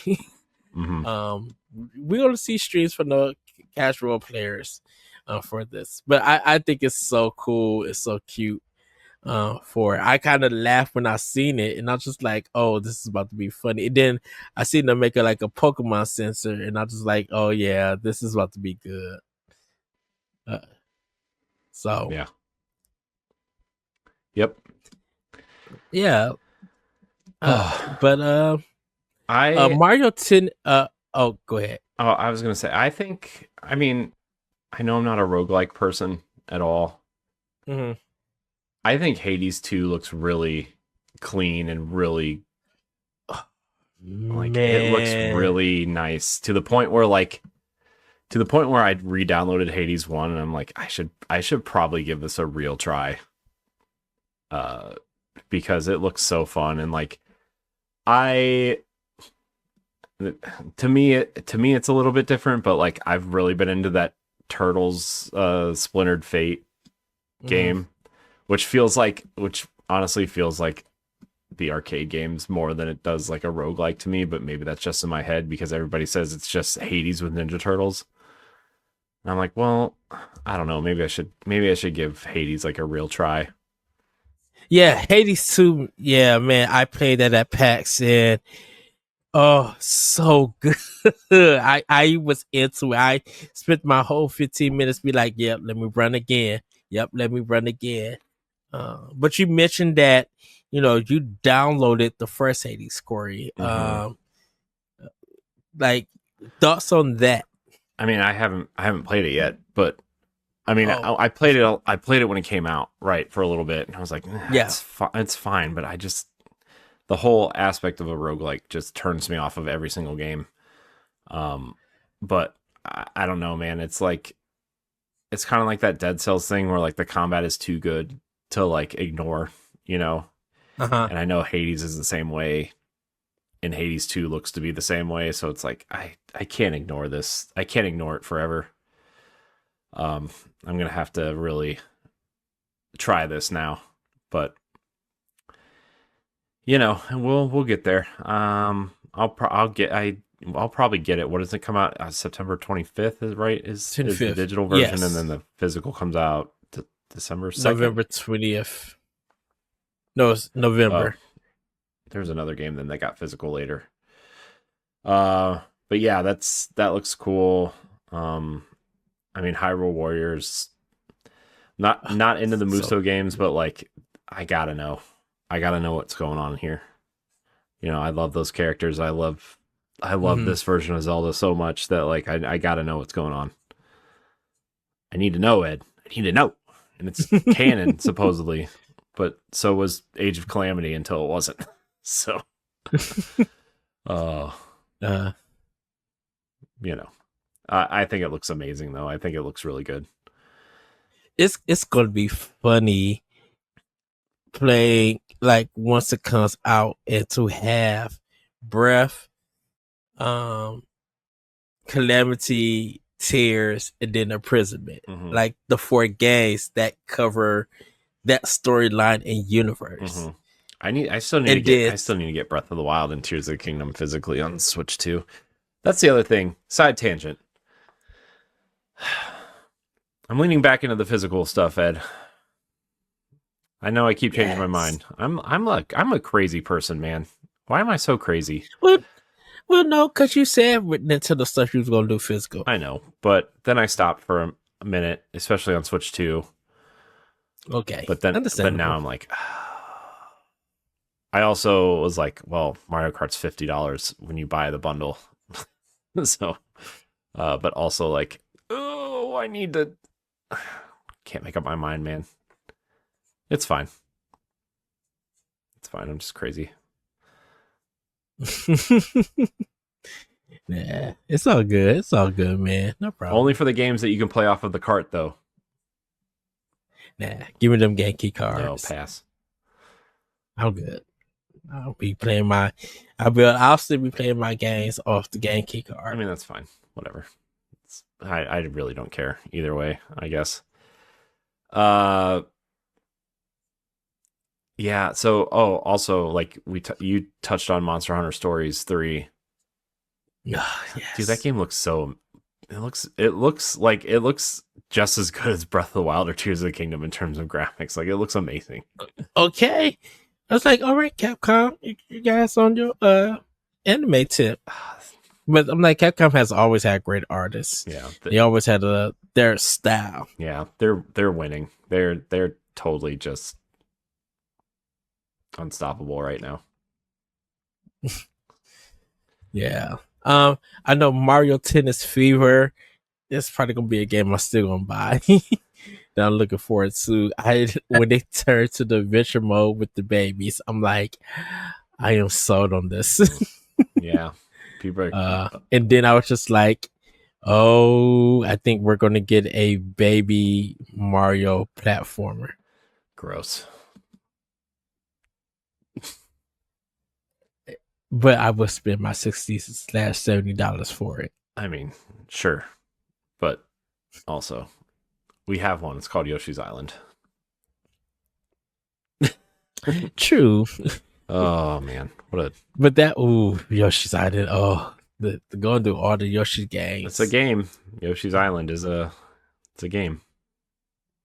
So yeah. Only one that I can't go through is the Wii U one. Even though I still got my Wii U, that one. What do you mean? No, that was Kirby. Never mind. Oh, Kirby's Epic or Kirby's Rainbow Curse. What a classic Wii U game. It's an acceptable. It's one of the few acceptable Kirby games in my Kirby acceptance list. Also, yeah. Speaking of Kirby, remember when they announced a Planet Robobot remake was in development, and we haven't heard anything in like 2 years about it? Oh my goodness, I forgot all about it. Maybe that's why. I'm like, man, like, where's that at? Another totally acceptable Kirby game. Was that in the Nintendo Direct? Not this one. It was no, not this one. When it was first announced. Yeah. Huh. I don't remember why or how it was in there, but it was definitely in a direct. I don't know, man. Interesting. Kirby. Too much Kirby. The Robobot remake. Let's see. Let's see. Kirby, let's see. Kirby Planet Robobot will indeed come to Switch, it's claimed. This was February 10th, 2025. Yeah, man. I don't know. Wow. Whatever. Anyways, there's a couple articles on it, but I don't know. We'll see. It's been quiet. Whatever. Okay. Planet Robobot. Great 3DS game though. It was 3DS, right? Not DS. It was 3DS, right? Yep, yeah. 3DS. Yeah. Yeah. Too many Robobots but yeah. to keep track of. Yeah, I'm surprised that Dust Blast wasn't in this direct. I'm assuming it's going to probably be for next year. I was a little bit shocked Elden Ring wasn't either. I feel like that game is going to get delayed so they can work more on it. Yeah, that definitely feels like it's going to be pushed to next year, like Final Fantasy, honestly. Yeah. I think they saw enough complaints about the frame rate where they're like, we gotta clean this up a little bit. We gotta get this together. So you gotta make it run better than the PlayStation 5 version. Ooh, shade. I'm just saying, look, I know people. I'm just saying shade. I'm just saying people complaining about the frame rates on the Switch 2. I'm like, look, the best way to play Elden Ring still is to play the PlayStation 4 version on the PlayStation 5 because of uncapped frame rates. That's all I'm saying. That's where people. These are Elden Ring fans talking, not me. I don't care either way. Right. It doesn't run great on Xbox Series X. I can tell you that. I mean, it runs fine. Which is the shocking part. It runs fine, but it doesn't. It's not.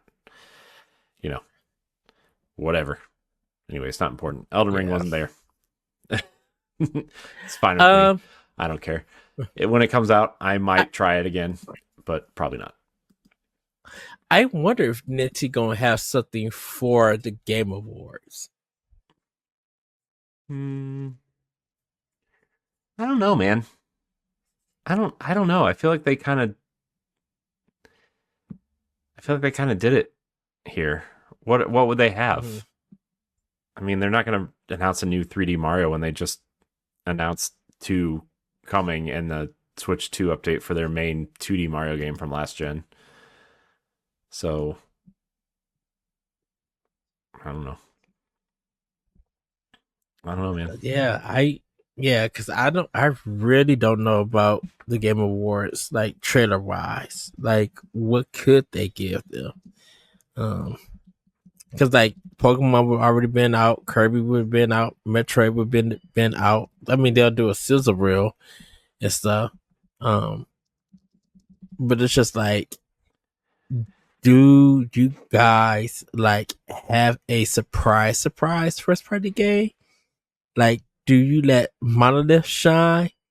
And introduce their new IP at the show? Like, I mean, that would be the only thing I could see, right? Would be like a Xenoblade sequel or a new IP from them.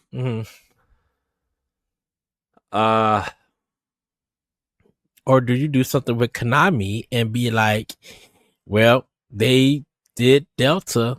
How about y'all remake Twin Snakes for us and put it on Switch 2?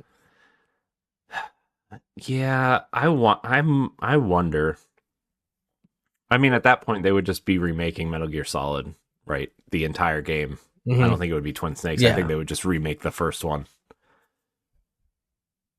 Well, I think because Nintendo owns, right, but or whatever deal that they have, right. But I mean, at that point, I wonder if they would just remake the first one and do it for. They would maybe incorporate some of the stuff from Twin Snakes, but also like the point of Twin Snakes was to have the first game play like Metal Gear Solid 2, right? Right. And so Delta clearly has that third person shooter mode. Like it plays like a third person shooter. They said it's pretty much the exact same Yeah. PS2 game. Right, but you can do the over the shoulder third person action game instead of the top down type of thing. So like if they did that for Metal Gear Solid 1, I mean they're basically doing what you're asking almost, essentially, for a modern audience. But yeah, because I'm just like Nintendo and Konami coming together to do something. I'd be like, oh, what naughtiness you guys got together? I'd be like, I don't know. I'd rather see them work with Capcom.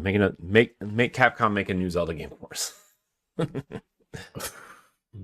They're the ones that they'll end up remaking like seasons and ages. Good, let them. I'll take it. I'll buy it. I'll pay $70 a piece for those. Would you not? Oh, the coin would be there. Like, there's no question about it. And I need the amiibo to it. Oh yeah. Mm-hmm. Just saying. Anyways, right. Anything else from this direct, Ed? So I would rate this one as a B. I would give this one a B. I gave it a super high score. That's it, a B. This was their best direct in like years, in my opinion.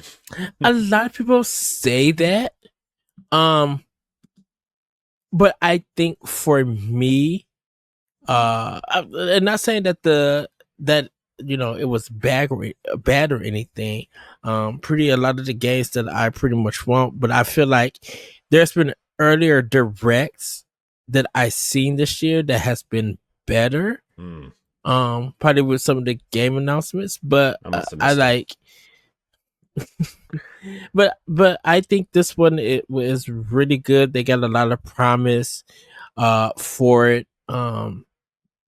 Definitely with Metroid, I feel like we should have got a little bit of a breakdown for it, but it looked like it was just showcasing some new stuff, gave us a date, and then they moved on. Yeah, but we'll probably get a Metroid specific direct.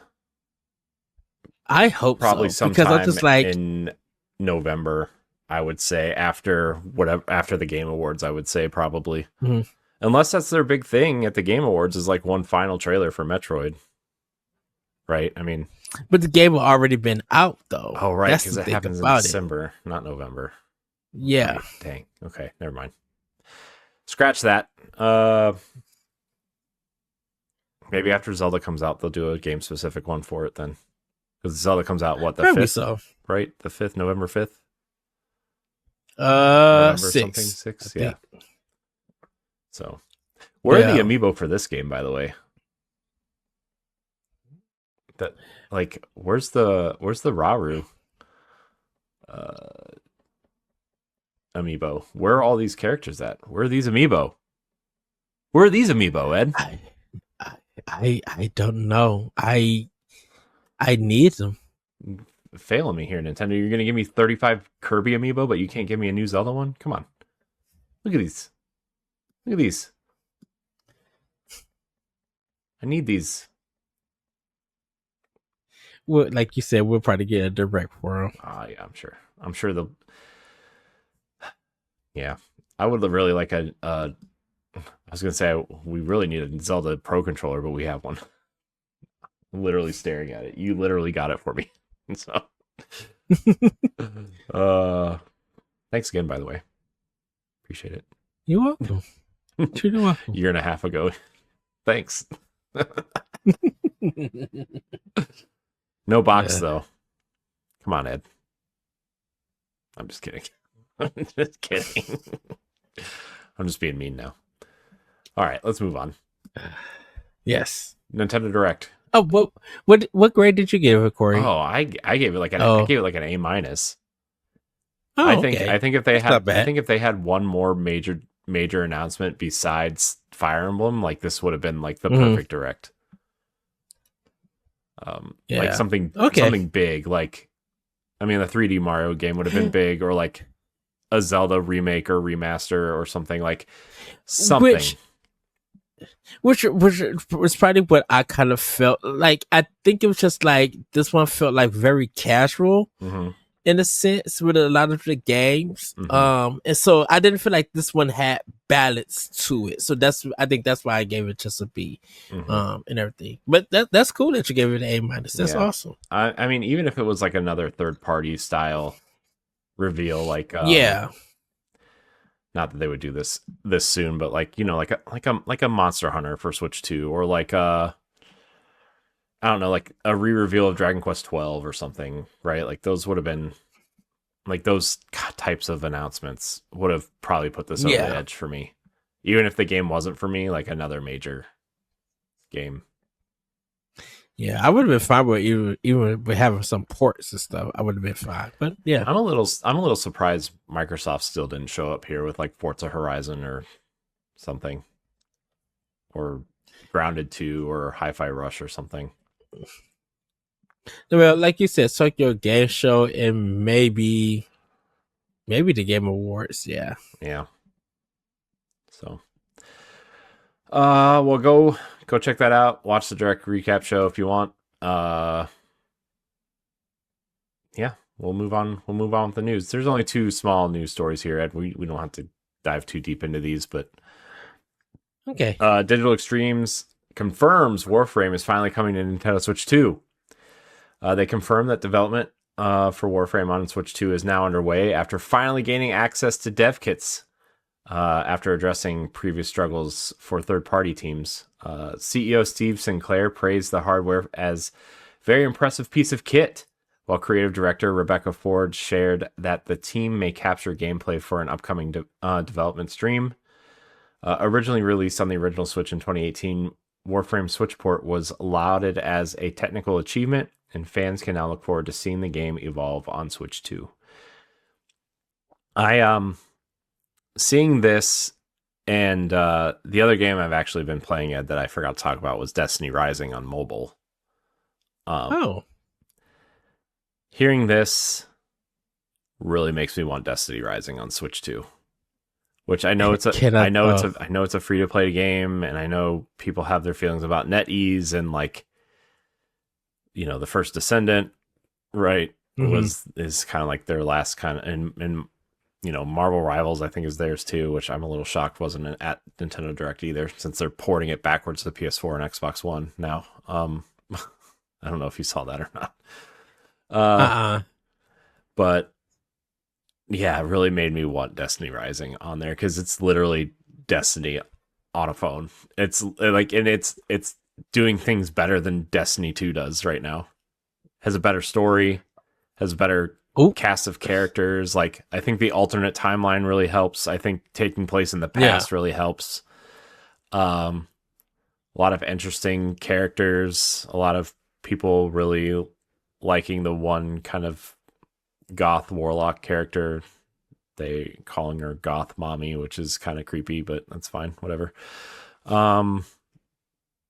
There's just a lot of cool things in that game. A lot of monetization, but a lot of cool things that you can do in that game. That it's like you can play the whole campaign with paying nothing, right? It's a really fascinating thing that Destiny Rising is doing so many things. And granted, it's still a mobile game and it's still a free to play game, but like some of the things they're doing in there, I'm like, man, Destiny 2 needs to be taking notes. Bungie needs to be taking notes from NetEase, because they're doing the thing correctly. It's funny that you brought Destiny up, because I was thinking about this. Me and you actually have a connection to Destiny way before we even met, in a sense. And the reason I say that was Luke Smith used to work at OneUp.com. And he visited Bungie, I think, for it might have been Destiny. It would have been Destiny. He had this cool jacket and stuff, and so I sent the picture in. And during the One Up podcast, they was asking questions for the community, so I sent a question in to them that Luke Smith and them answer and everything. So and then I said, hey, where did you get your coat at? I think it's really cool. I'm like, is there a place to like to buy it or something? He's just like, unfortunately, it's not. I was giving it to it by Bungie when I visit. I'm like, oh, that's super cool. It was a really nice coat. And so, having that question to Luke Smith, and then he leaves one up and goes to Bungie. Mm-hmm. And you become a Destiny content creator while Luke Smith is there. Mm-hmm. Even though he wasn't there I think he got there later when Bungie released. I think it was Destiny 2 or at the end of Destiny. No, he was there at the launch of Destiny. He's the architect behind Vault of Glass, which was their first raid. Okay. And then he worked his way up to he led the franchise all the way up through the final shape, and then obviously we know what happened after that. So right. So he was there when Destiny first launched. Mm-hmm. Okay. So then, you are, you had your Destiny podcast. And I think that was before me and you met. Yeah, it was right before, because I wasn't trying to do Nintendo content yet. I mean, I was trying to do the DNA podcast for a while with someone, and then that kind of fell apart. But we were doing DNA Weekly Strike at that point, which was the Destiny podcast I was doing at the time. And I found all those old episodes the other day, like the audio versions on a drive that I found randomly. I think I'm going to upload them to the Tower Casuals feed just to have them available. Not that anybody needs not that anybody needs to listen to them, but I think they should. I think for history's purposes, they should. But still, so then we found each other. We connected and started doing Pow Block. Mm-hmm. And then that led to you doing Tower Casual. I was on some episodes, being the way that I was. And now it's just like, look at us. And I was thinking about it earlier today when I was driving. And I was just like, I was into some podcast and Destiny came up, and I was just like, that is right. I'm like, I remember Luke Smith and sending him a question, and then thinking about the Destiny stuff that you did, and just how at the time we didn't know each other, mm-hmm. but we came together and we had that connection to Destiny by that certain way. So sorry about that side tangent. When you mentioned Destiny Rising, I was just thinking about Destiny today and our connection to it. Yeah, it was man, I think Warframe, going back to Warframe. Yes. I think Warframe I think you're gonna see a resurgence in Warframe once it comes to Switch 2. Because I think people are looking for things to play on Switch 2 that aren't Nintendo games, right? Because they want to see how it runs. I think we're still in that kind of fascination phase where like these large games we've been playing on the other consoles that are way more powerful for such a long time coming to Switch, right? It's the same reason why Doom and The Witcher sold so well, right? Because it's like, how is this game running on this piece of machinery, right? Like it's the same reason why Cyberpunk sold so well, right? I think also like yes, whole game on the cart also benefited them at launch, but I think Warframe I think you're gonna see a resurgence in Warframe. I think people are really interested in seeing that game portably. So yeah. I don't know. I really don't have anything else to say about this, but that's cool. The last story here, Genki and Nintendo settle. Nintendo sued them for showing 3D mock-ups of the Switch 2 at what event was that? GDC. Was it GDC? Yep. Something like that. I think they were promoting accessories. Nintendo filed a lawsuit claiming trademark violations and unauthorized of Switch-related designs. According to court documents, Nintendo and Genki have now reached a confidential settlement. with Genki paying damages and agreeing to avoid confusingly similar names, logos, color schemes, and marketing that could suggest affiliation with Nintendo.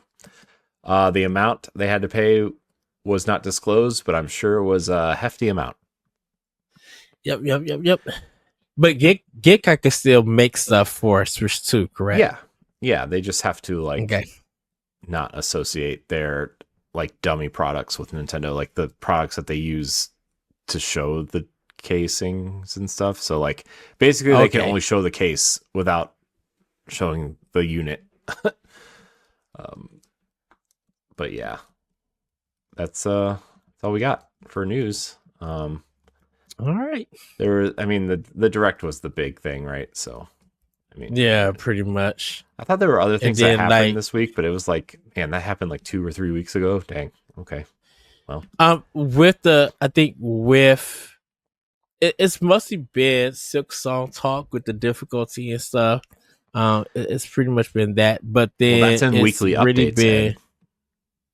Been, we didn't talk about the Talking Flower. Or the storybook, Rosalina's storybook either. We didn't talk about that either. Dang. But that's pretty much been like it. Once the direct came out, most of the news have been from the direct. Mm-hmm. So. Yep. So let's get into Pack Watch, Ed. Pack Watch. This is what you can be playing on your Nintendo Switch or Switch 2 this week. On 9/15, LEGO Voyagers. When two friends make it their mission to rescue an abandoned spaceship, they embark on a journey beyond their wildest dreams, ultimately learning the value of being connected. Experience what it feels like to be a Lego brick, tumble, jump, snap together, and build your way through the rich brick worlds. On 9/16, we have Henry Halfhead. Henry Halfhead is a quirky sandbox adventure game about an old little character with the ability to become any object within their reach. Discover every object's unique properties and abilities, and cleverly combine them to take Henry through a not so ordinary everyday life. 9/17, Strange Antiquities, an occult puzzle game. Explore the quaint and gloomy town of Undermere, where strange goings-on and dark mysteries abound. Find and identify arcane artifacts. Use your collection to aid the townsfolk with their unusual problems, and remember to pet your cat. Okay. 9/18, Puzzle Quest Immortal Edition. Man, Puzzle Quest just won't go away, will it? I remember playing this game on the Xbox 360, man. Yeah. Puzzle Quest Immortal Edition combines the classic Match 3 puzzle game with deep level role playing. Match 3 or more gems of the same color in a row to gain mana used to cast spells, battle opponents, collect items and rewards, and advance in the quests. On 9/19, we're getting Toa and the Guardian of the Sacred Tree. This is in this roguelite adventure set in a far-off mystic realm. All right, already checked out. Roguelite. Come on. Everybody, come on. Mystic realm, ancient forces stir, and untold dangers await. As Toa lead the Guardians of the Sacred Tree to in forging strong relationships and powerful swords to fight Magatsu's forces and determine the future of Sinju Village. In 9/19, the game most people have been waiting for, Trails in the Sky First Chapter. Trails in the Sky First Chapter reimagines the first chapter of the beloved series, infusing it with enhanced visuals and refined gameplay. Join Estelle and Joshua, two very Japanese names, Ed. Did you know that? Estelle and Joshua, two very Japanese names. Partners bound by fate as they unravel dark conspiracies threatening the peace of the liberal kingdom. Those are your games this week, Ed. Toa and the Guardian.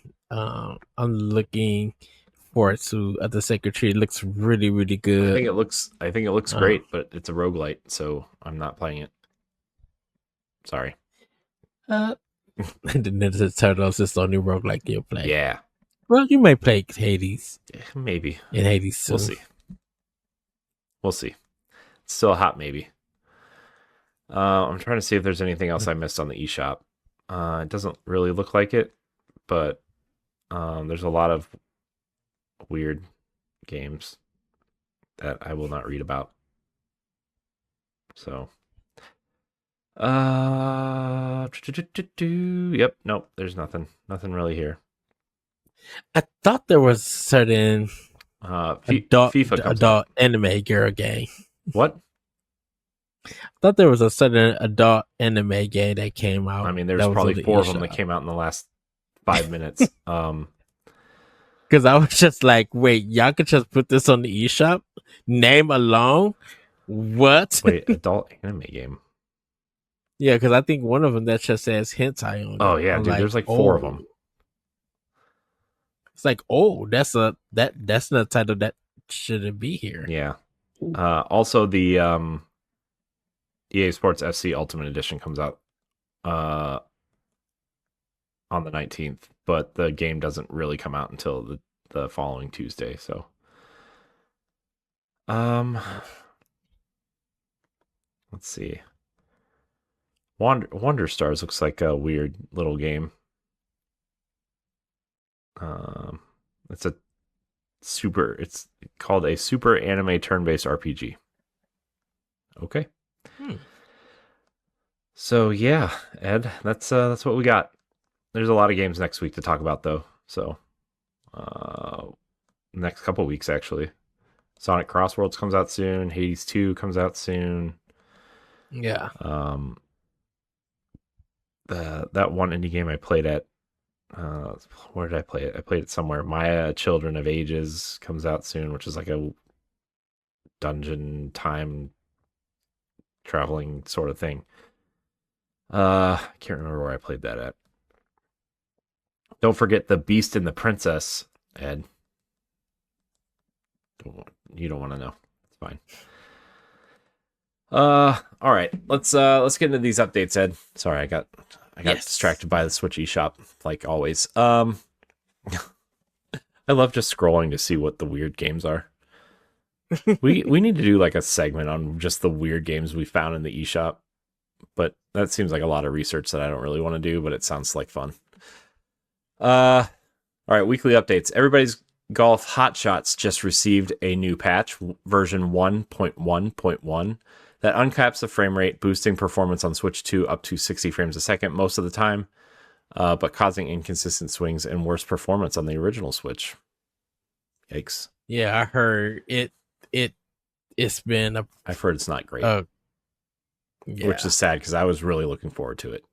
I really wanted to play it.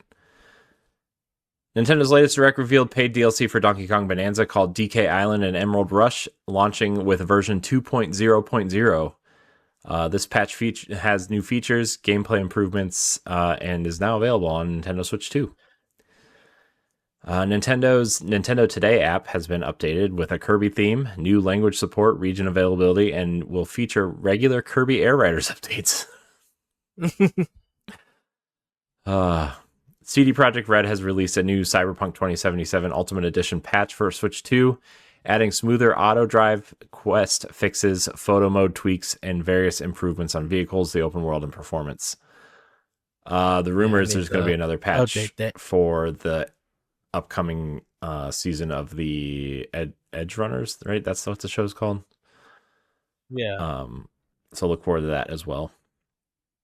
Capcom rolled out a new update for the Capcom Fighting Collection 2. This patch is version 1.0.4, delivering bug fixes and gameplay adjustments across titles like Capcom vs. SNK 2, Street Fighter Alpha 3 Upper, and Project Justice on all platforms, including Switch 2. Team Cherry's first patch for Hollow Knight Silksong arrives next week, easing early game difficulty, tweaking enemy balance, and adjusting prices and rewards, and fixing a wide range of bugs and soft locks across the game. Ubisoft has released the first Star Wars Outlaws update on Switch 2, bring visual performance, UI and gameplay fixes along with stability improvements and minor quest adjustments. Great. Looking forward to playing that patch. UFO 50 for Switch has been updated to version 1.7.8.30, adding a pixel-perfect scaling option, a redesigned home menu icon, button swapping, performance optimizations, and bug fixes with more patches planned.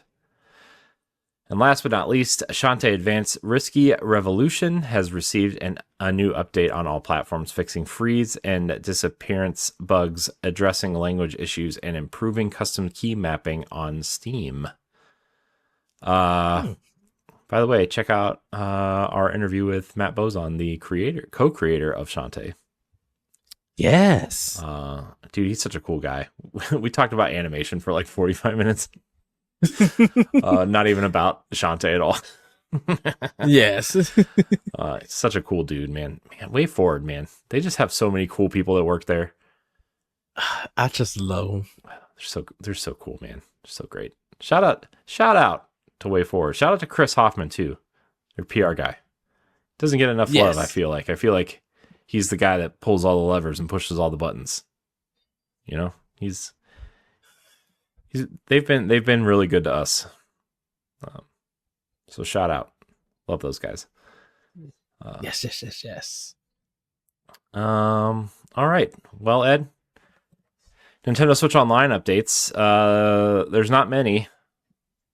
There aren't any real new games coming, but there's 2 new Nintendo Music playlists you can listen to. The Legend of Zelda Tears of the Kingdom and Golden Sun The Lost Age are now added to Nintendo Music. You can now listen to those. And that's it. So it's time for Question Block. Question Block. I need more excitement out of you, Ed. Question Block. Thank you. Yes. Remember, you can write in Question Block in Discord or through various social media channels or however you feel like doing it. Let me make sure. Do we have any other questions? We do. We have one more here. I will add to the list, but we will answer this first one first. We have Stephen Myers via YouTube comment. So there's been a lot of excitement around Mario Galaxy 1 and 2 coming to Switch in HD. Which remaster do you hope gets HD treatment next? So I said the Fire Emblem games, like Fire Emblem Awakening. Yeah, I would say the GameCube and the Wii ones would probably be also due for an HD upgrade. Yeah. Because the GameCube one hasn't came out yet on NSO. Yeah. So. Yeah, I mean, I would say the Fire Emblem games, and I would also, I mean, obviously the Zelda ones are the layups, right? But I didn't want to say that out loud, even though I just did. So I guess it really doesn't matter. I'm trying to think of GameCube stuff, right? Like, I still think GameCube and Wii are like the prime consoles to be HD'd. Yeah, like I keep saying Eternal Darkness, so people already know that. I would love to have that, like an HD remaster. I'm shocked that Metroid Prime 2 and 3 weren't announced yesterday. That was a shocking thing to me, also. Or at least Metroid Prime 2 for NSO, at the very least that. I feel like they're going to shadow drop that in November. Yeah, I feel like 2 is going to come out before 4. Right? Like I feel like they're going to surprised, man. I'm shocked. I'm so shocked. I think they're going to drop 2 on NSO expansion, and I would be shocked if they did 3 as a digital release now, and then later on drop it after 4 comes out. Man, for physical. I almost wonder if they're like waiting a little bit and they're going to release a Switch 2 version of the trilogy.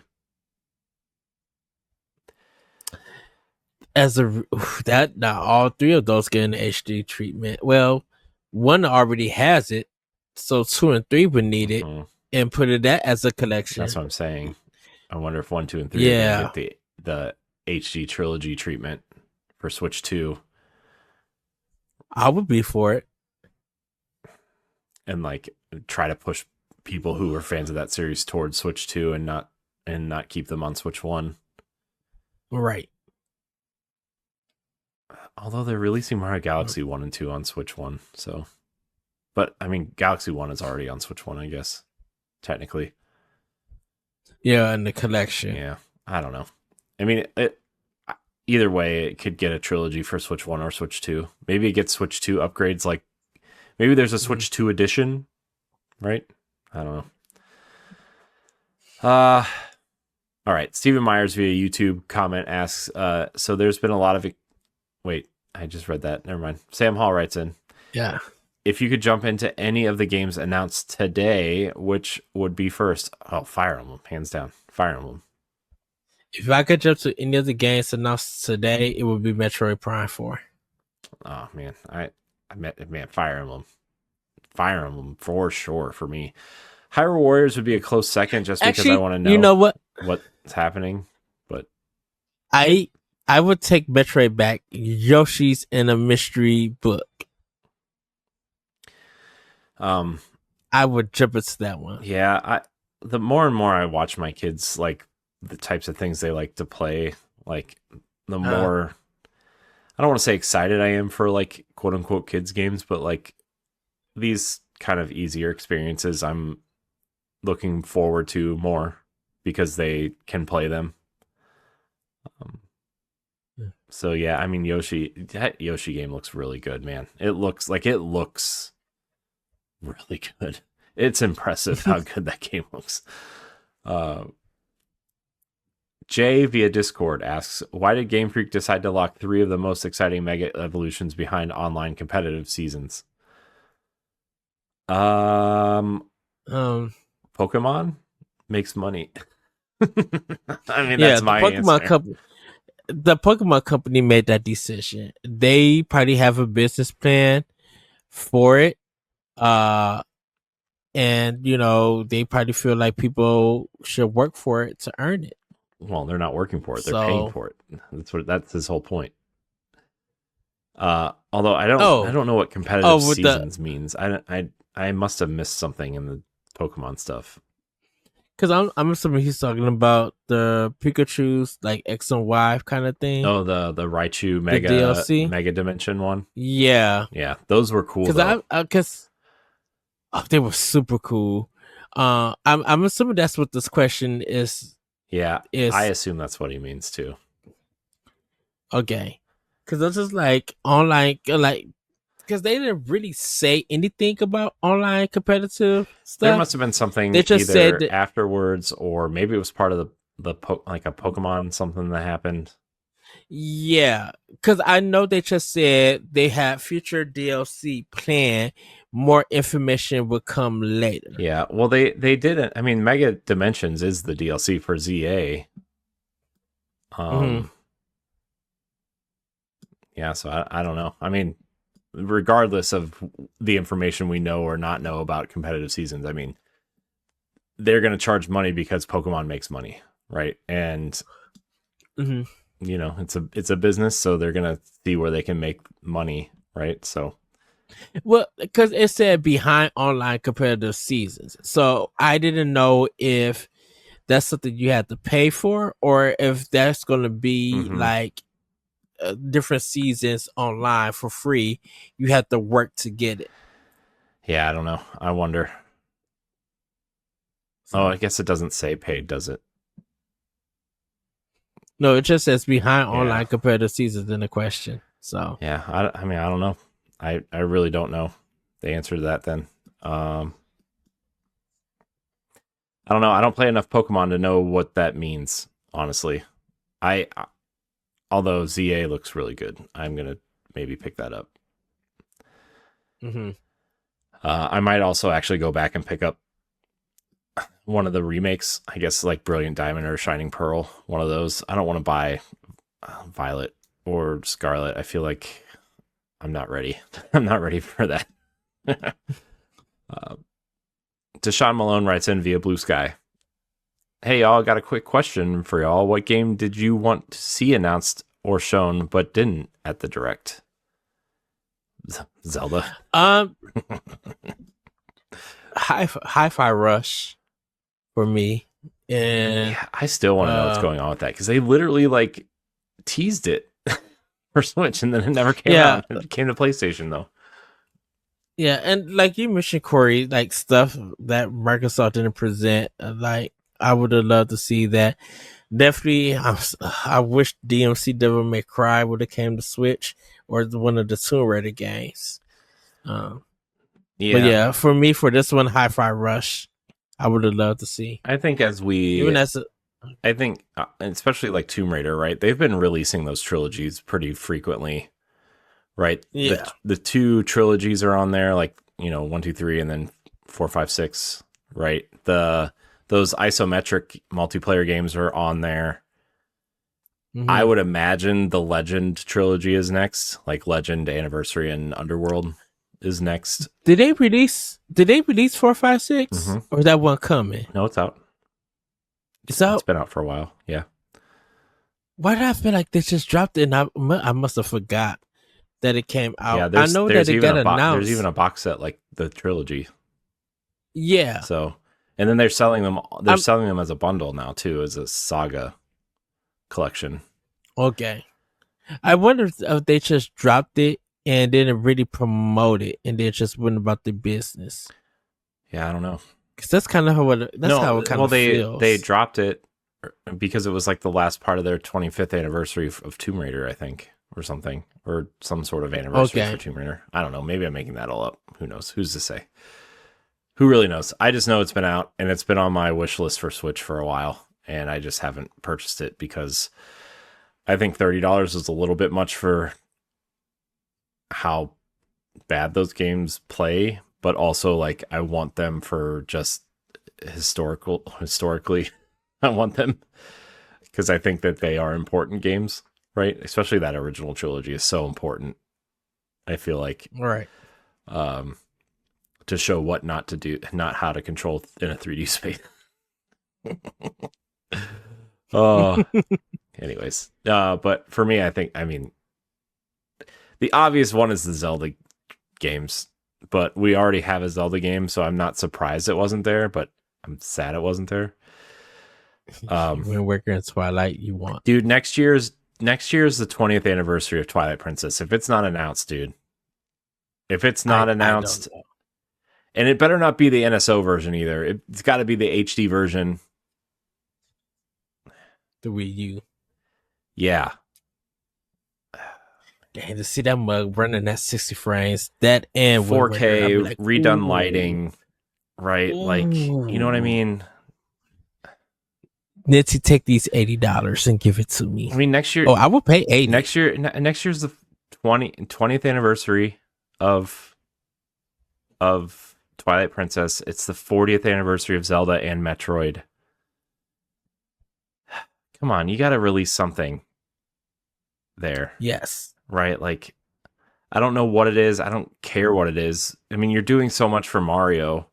I mean, it's not like amazing stuff for Mario, but you're releasing Mario Galaxy 1 and 2, which are beloved games. You're promoting the new movie, right? You're updating Mario Wonder, which is the best 2D Mario game in ages. Like, they're doing a lot for Mario. You're giving him another tennis game because we need another one of those. Right. The last Mario Tennis and Mario Golf games were not very good. But like, if you don't at least they were average. Like, Nintendo said they want one Zelda product out a year, right?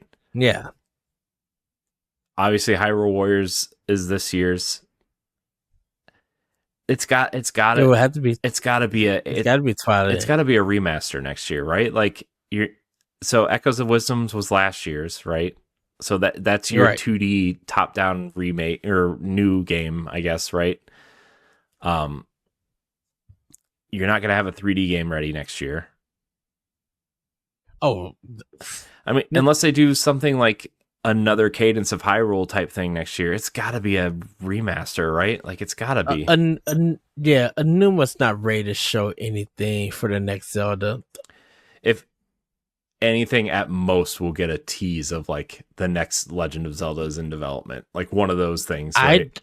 I don't even think we're gonna get that. I don't either, but I'm saying that would be the most we would get if we did. The most, because I'm just like, if they have that, oh, you already know for the Summer Direct you have to bring that out. If you want to upset the industry or hype it up, you have to do that at the Summer Direct. Uh-huh.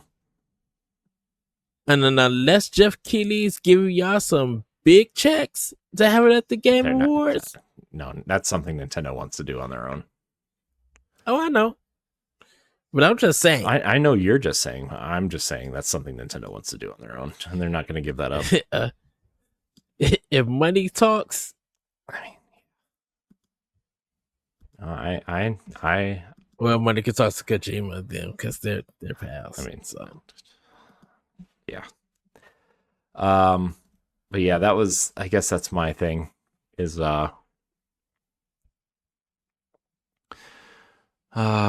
Zelda. We better get something really cool next year. We have to. I'm a little shocked they did put Galaxy 1 and 2 out in a bundle. Mm-hmm. I'm not gonna lie, I thought they were gonna sell those both for like $49.99 a piece.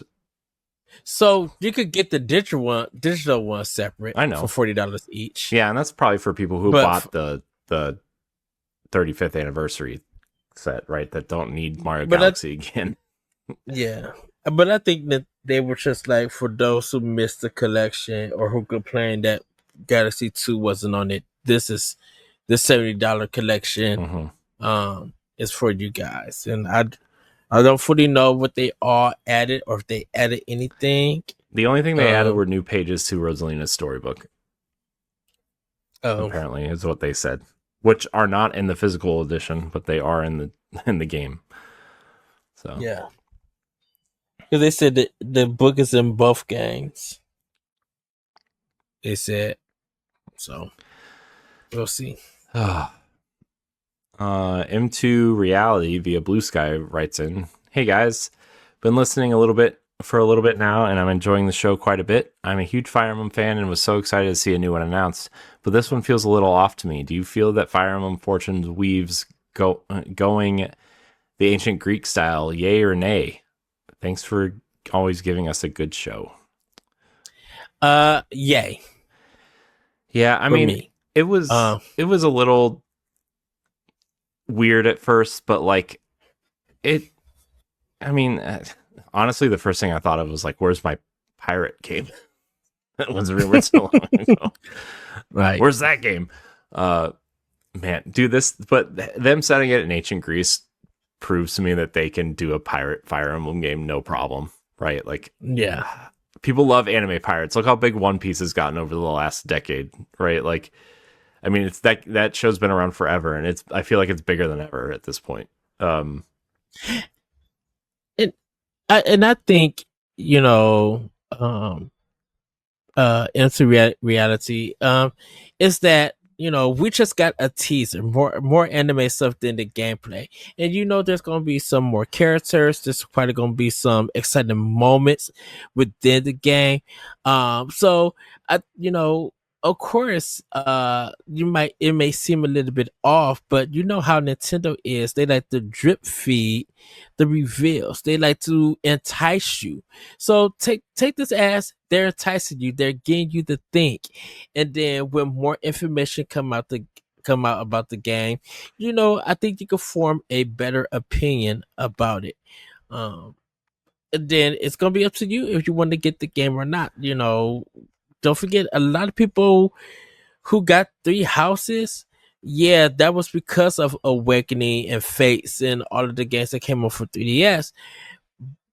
But they didn't expect that this game would be phenomenal and that would get more people into the Fire Emblem series. Yeah. and stuff. People might have their opinion about Engage and stuff, but I'm like, from a lot of people who played Engage, great opinions came out of it. People just like, oh, this is the true Fire Emblem because this is an intelligent system, and they still know how to make this series. So I think with this one, just take it as cool. They got a new game out. Yeah, you could be worried about it. That's fine. You have you have that right to feel about a game. But Nintendo, they like the drip feed. So for me, definitely it's a yay. Definitely it's gonna be a must buy. And like it's gonna be more characters and more story. And I think once we see more trailers about this game, we're gonna be like, oh, they clown. Oh, I love this character. Oh, what story is this? Like they're still hiding stuff from us until it's time for us to reveal them to reveal this stuff. And then when you really want to find out what the game is about, if you decide to buy it or get it as a birthday gift or whatever, you'll know. You'll just know. Yep. Our last question, Ed. Well, I guess to answer the last question, I didn't really answer it, but like I think it's an interesting setting. I'm really interested to see how it plays out and how it revolves around the heroic games, and see how the story spins off from there. Because like, yeah, that's the trailer's premise, but is it really the premise of the game, or is it just the setup, right? So, yeah. Our last question comes from David Lasby. Never heard of him. Never heard of that guy. Via Discord. I'm just kidding. Was Nintendo greedy with the DK DLC? I don't think so, but some are upset that it wasn't included in the base game. Shocking. People are mad on the internet. I'm not making fun of your question, David. I'm just being mean to people who are dumb. With the price of both the original and DLC, especially in light of Silksong price. Okay, so this is the thing about Silksong. Can I? Yeah, go ahead. Sorry. I just want to address this before I address my answers to David's question. Yes, Silksong is $20. People were ready to buy this game. They was ready to give Team Cherry their coins to make this game up for 7 years and stuff. But we can't use Silksong price for everything. I know. There's been Sega Genesis and Super Nintendo games, and that was $19.99 price. There's some games that's been on the Switch, Wii U, Wii that has been $19.99. So just because Silksong got that price doesn't mean that we're going to use that game to make an argument about DLC or anything else. Nintendo wasn't greedy with the DLC, for Donkey Kong. Just because it's been 2 months that the game came out, they probably been working on this DLC to put it out and everything. DLC could come at any time for a game. So I don't feel like they were greedy with this DLC. You could buy it or you don't have to buy it. If you have 100% the main game, do that first. And if you're satisfied with that and enjoy that, then enjoy it. The DLC is just a optional thing for you to have. And trying to compare DLC to a full game, that is very difficult. That the difficulty is making the game longer in such sense. Like a Silksong didn't really have this difficulty and stuff, and it was a way, I would say 60% easier than what it is now.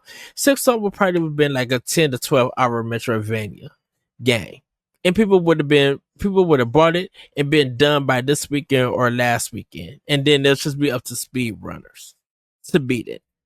So I think with this, I don't think Nintendo was greedy.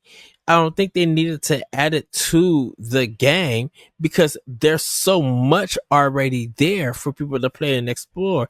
And I'm assuming that it's going to take people a long time trying to get 100% in that game. So, that's my answer, to this question. What about you, Corey? I just think that the fear that we all had with, well, not all of us, not us, but like the general whatever with the race to the bottom for mobile games, like the free to play mobile games, the gacha games, Right. All that, and then the rise of free to play games on console has trained an entire generation that paying $70 or $60 or $50 for a video game is unacceptable. It's totally trained them to do that, right? Like my nephew thinks $20 for a video game is too expensive, which granted he's 13 and has no money, but you know what I mean? Like it's trained a whole generation not to buy games that way. And so,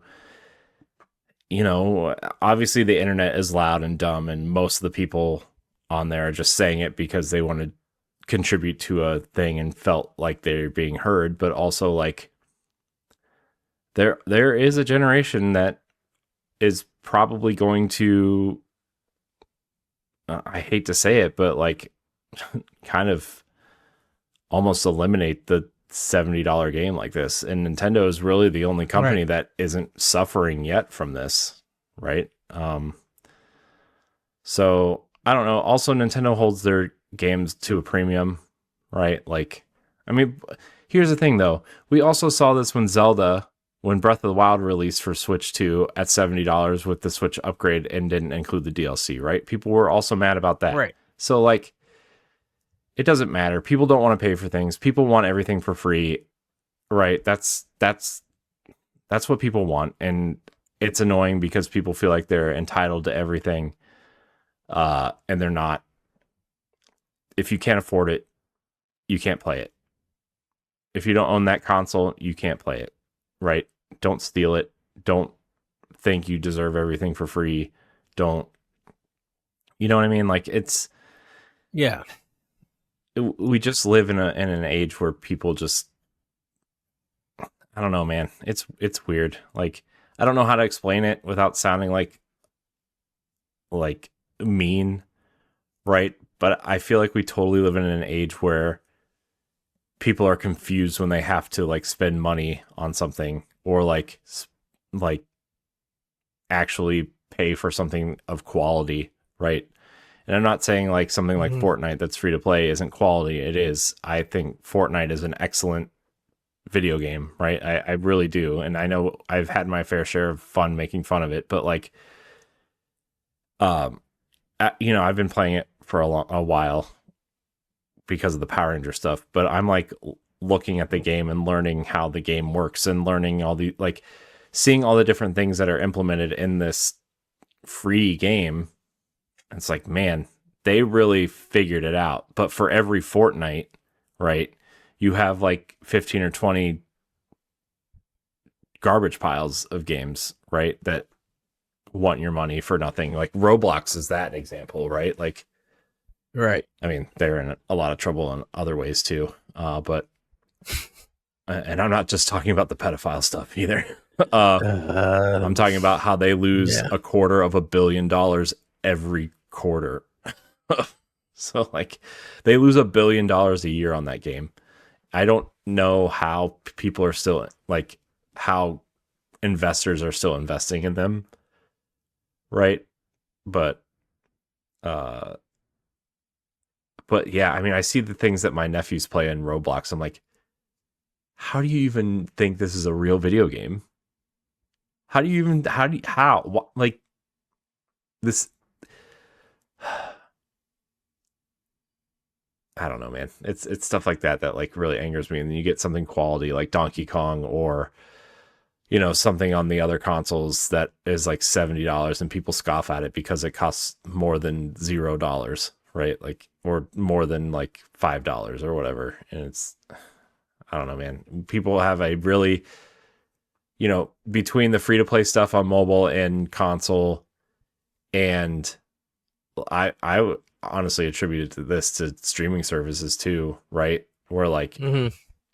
and subscription services where like you just get all these quality, high budget things for essentially nothing. It's part of your subscription, right? You don't have to pay for it, so you don't have to think about Right. it. Mixed with that, and like honestly, like as great as Game Pass is, like it has taught people how to not buy video games also. Right? You just subscribe to this and you get all these awesome games, right? There's 412 games on Xbox Game Pass right now for $20 a month. You're telling me that that's not like an amazing deal, if you're a consumer on the cheap. So gaming is an expensive hobby, and it's always going to be an expensive hobby unless you're just the person that plays Fortnite, right? I mean, heck, Madden's even on sale already. It's $40 right now. It's week 2 of the NFL season. It's $40. Oh yeah, they're trying to get more sales for that game. And like you can buy that bundle with the college game for $80, both games for $80, which is like a steal. That's amazing. If I was still into those games, if that's like, I mean, that's just, I don't know, man. I feel bad for some of these companies that are making these amazing games and just are failing because nobody's buying them, not because of the quality of the game, but your game has to be great or you're done, essentially, at this point. And even if your game is great, I think something like Expedition 33 is an exception now and not the rule, right? Mm-hmm. Where like they made something exceptional and people rallied behind it, right? People saw it and loved it, but also it was a $50 game. It wasn't a $70 game. I think, there are certain things about that was refreshing to people. A 30-person team with help. I always want to caveat that with help, right? Made this incredible game. And it didn't cost $250 million, $300 million to make, right? There's a lot of factors that go into this, right? I feel like I'm rambling at this point, but my point is like I think there's a lot of factors that have taught generations how to not spend money on things, and when they finally have to spend money on something that they're interested in, they scoff at it.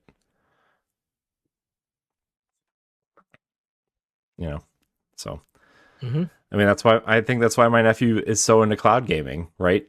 He has Xbox Game Pass Ultimate and Fortnite, and he plays the games on the cloud a lot because you don't have to buy a console. You don't have to buy the games. You just play them on your phone or on your,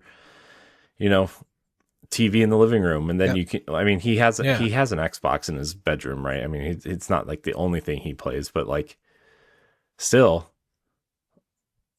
it's just nuts. But that's the ecosystems. Those are the ecosystems we've created. Mm-hmm. I mean, remember like probably 15 years ago at this point when Square Enix announced that they were going to put Final Fantasy Tactics on iPad, and everybody was excited, and they charged $24.99 for it, and everybody thought they were stupid for charging $25 for one of the greatest games of all time. And now look what people will pay once Final Fantasy Tactics come out. I know. But like that version on the iPad is arguably the best version of that game.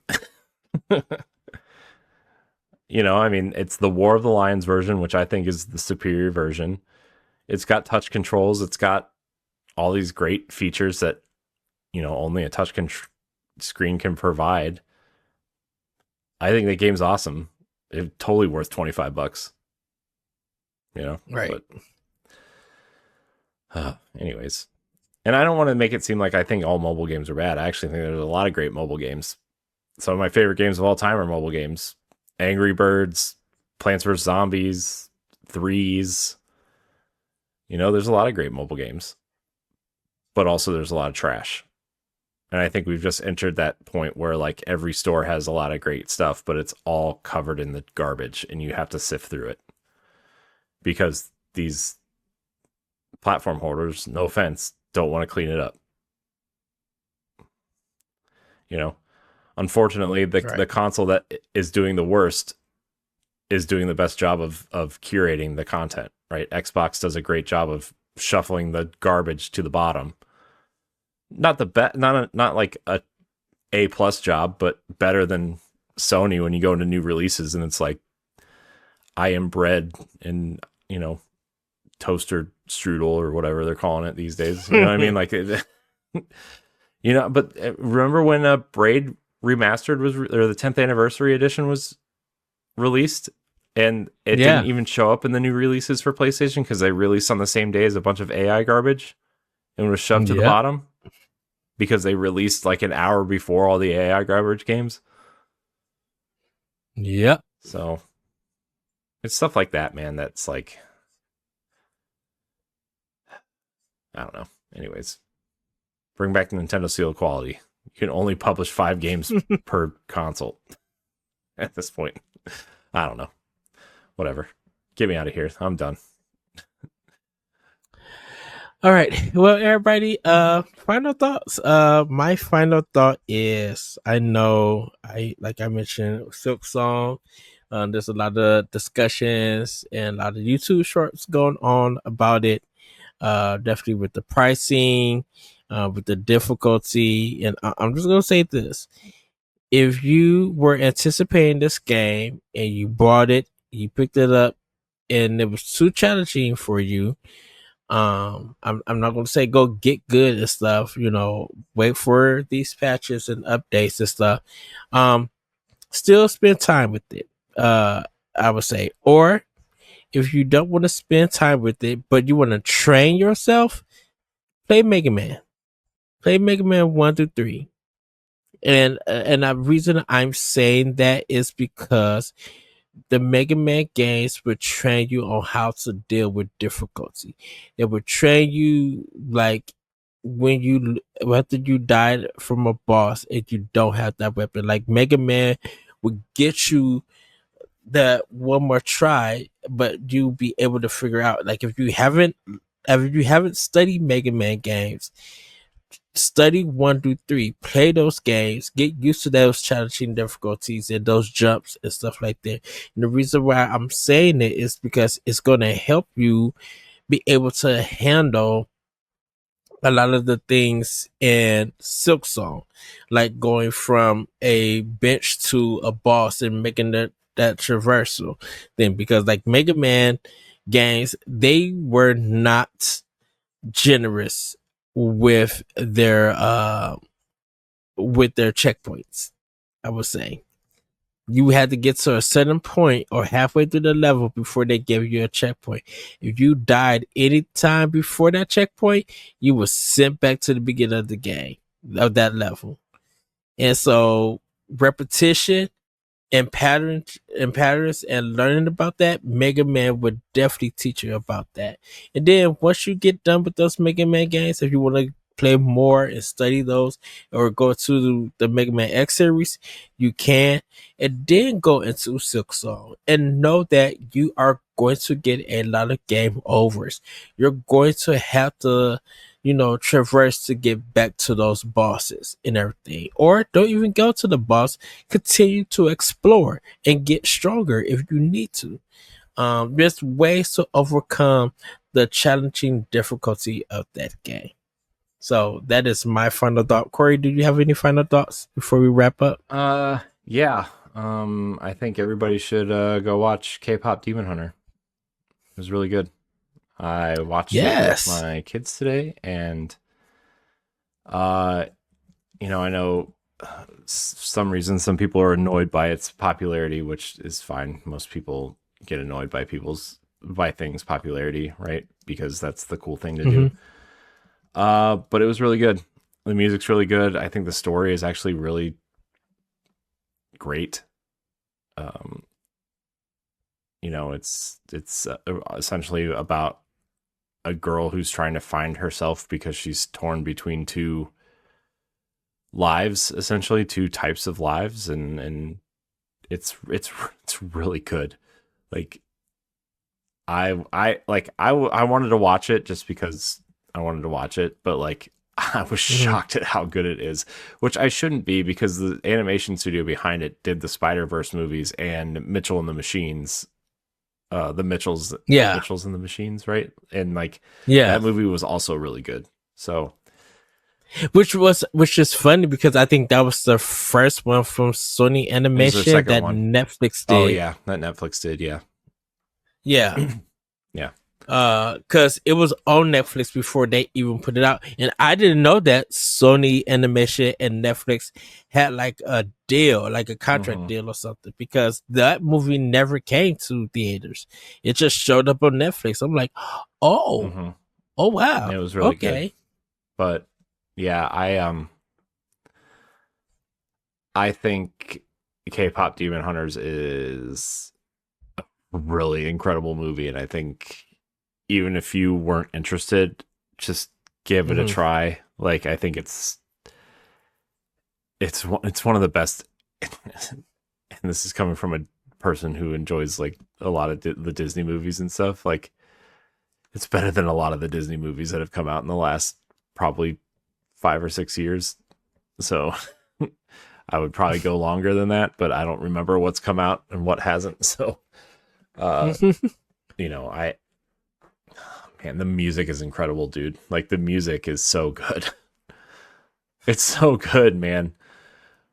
Yes, like I was like super hyped, and I'm like, I'm not even doing anything. I want to go do something. Yeah, he was just like, is Soda Pop or Golden the best songs in the movie? Yeah, I don't know. I think that one they're singing on the airplane at the beginning is really good. Yeah, that one is good too. Yeah. Yeah, man, it was really good. So, I loved it. I loved it so much. It was so good. I hope they make figures of the characters, because I will buy them and put them on my shelf. Well, they are coming up with a part 2, so yeah, I know. And we have pictures with some cosplayers at PAX, so that was cool. Yeah.